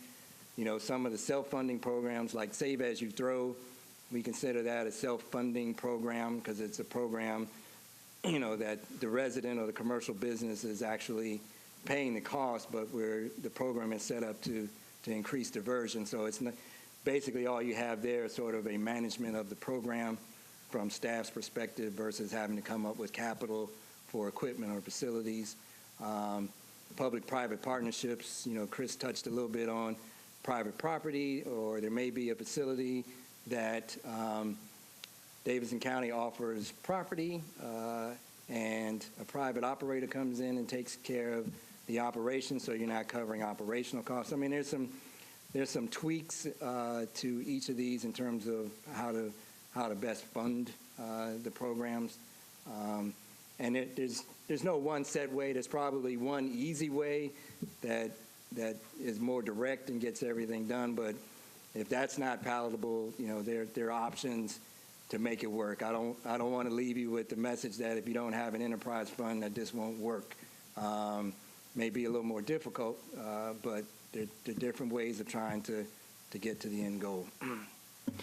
And something like that, you'll make sure that it's not just the money, but also what are the barriers? Are we running into any state policies that we would have to actually get the state to change how they view sovereignty of local governments? Yes. Right. So anything that would require a state change or a local change, an ordinance change, a charter change, that would most certainly be part of our recommendation in order for the program to work.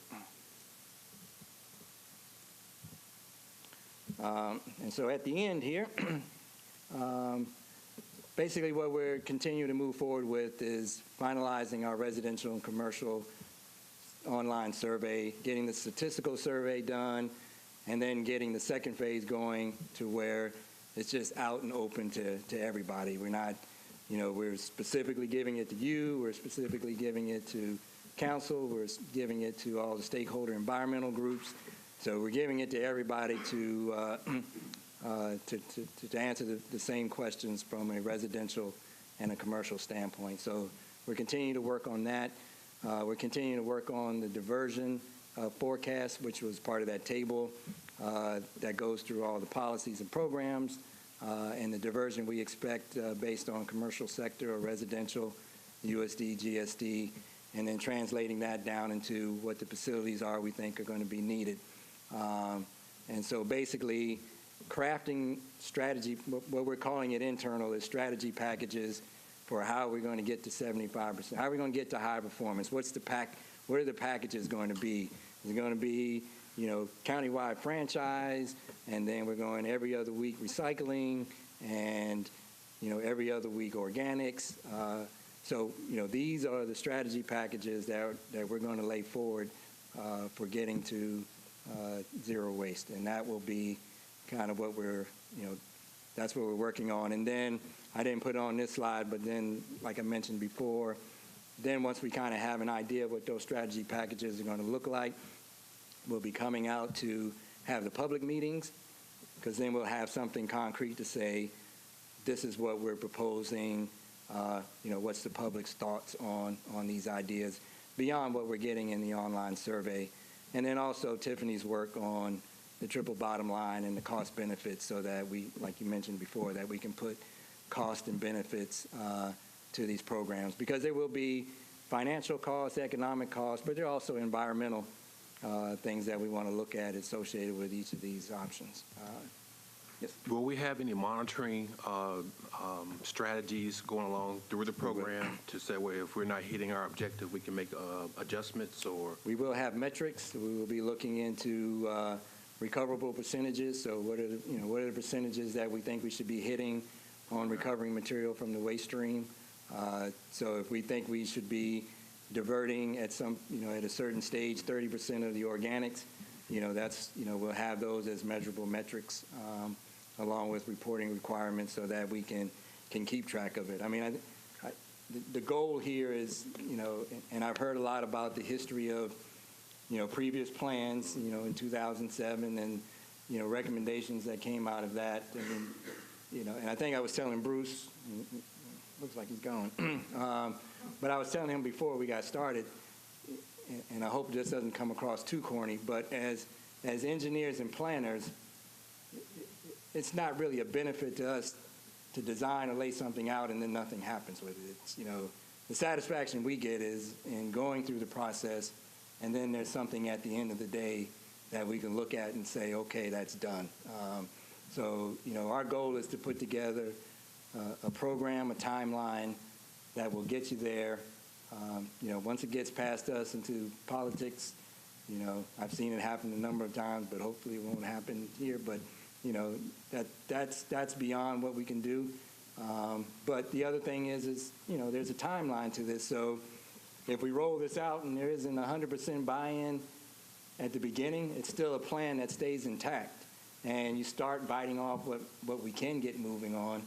And then, 3, 4, 5 years from now, something, might have changed, and, certain other components of the plan are more palatable at that time, and we can move those forward. So, I firmly believe we can get it done, and I'm looking forward to being around to seeing it get done.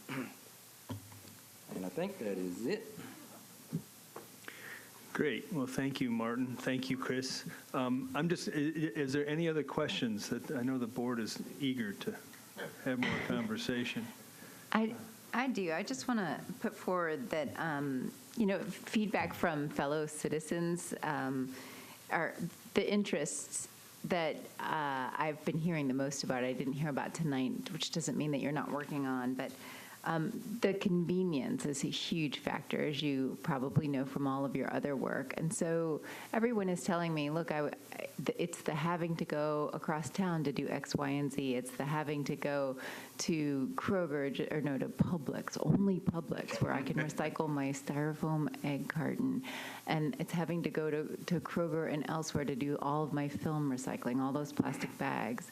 And the uncertainty of whether or not you can put a Ziploc bag in with that, all of that. And so the glass, the styrofoam, and the film recycling, working that into the curbside pickup, and having citywide household hazardous waste pickup days.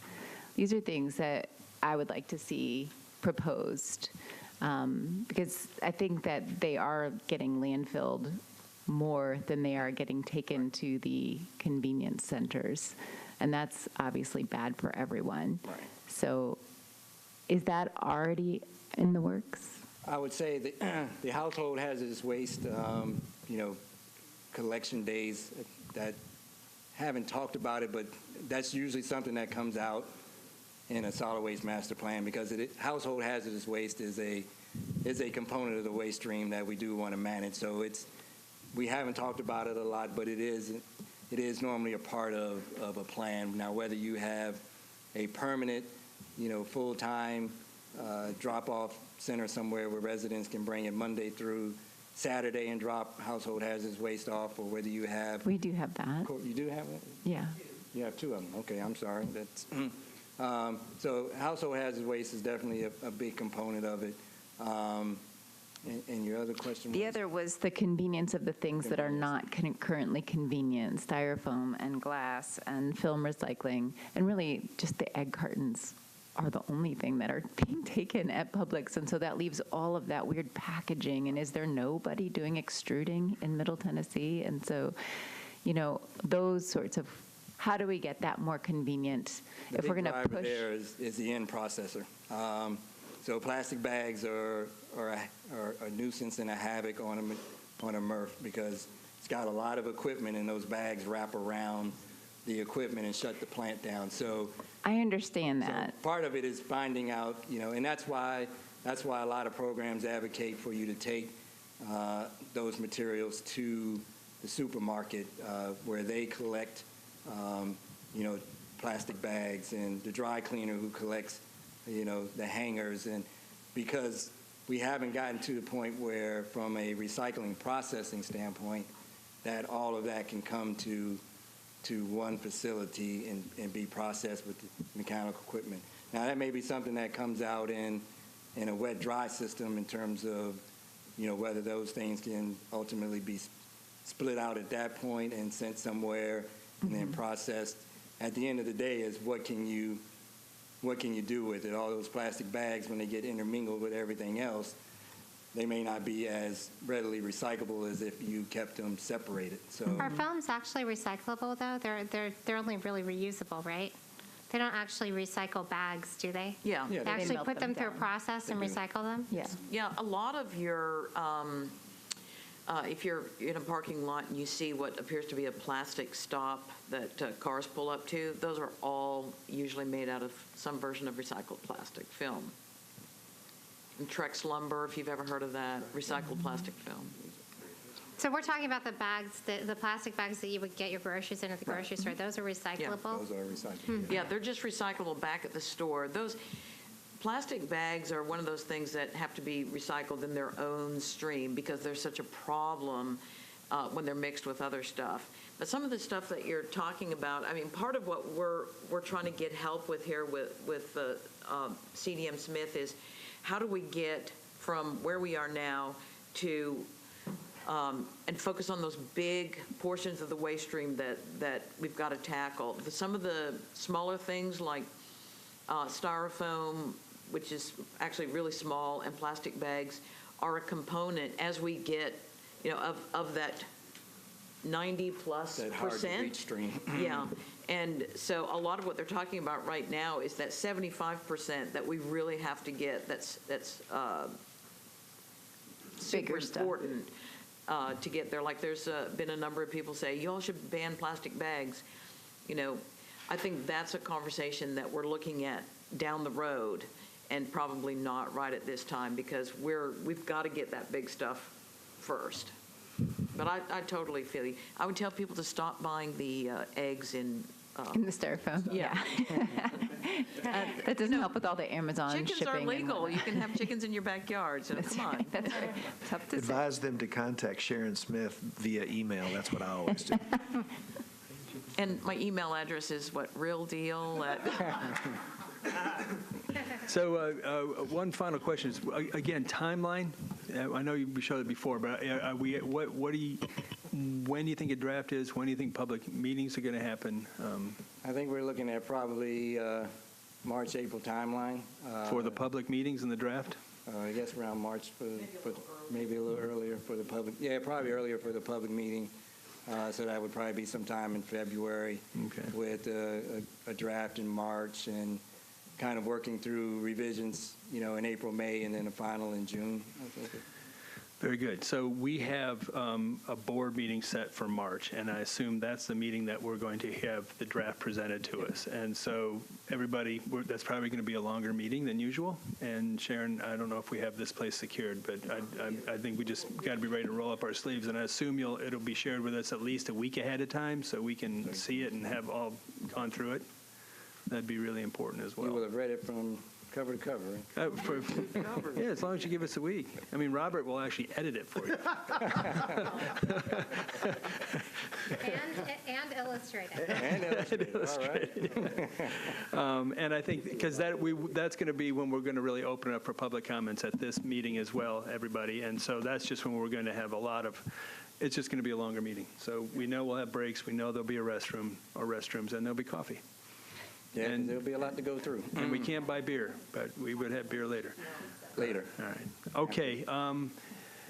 Any other questions for CDM Smith? Sharon, I don't believe we have any other business. Board, is there any other business that you're aware I of? just wanted to remind the chair that I think you skipped approval of minutes at the No, beginning. we did. No, we Oh, we did? Okay. You seconded it. Oh, That was such a long time ago. it was a long time ago. Remember back when? Okay, with that, I'll entertain a motion to adjourn. I move that we adjourn the meeting. Mr. Kenneth moved. Second?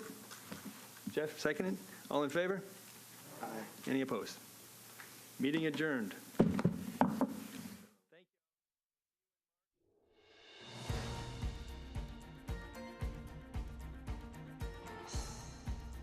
This has been a service of the Metro Nashville Network.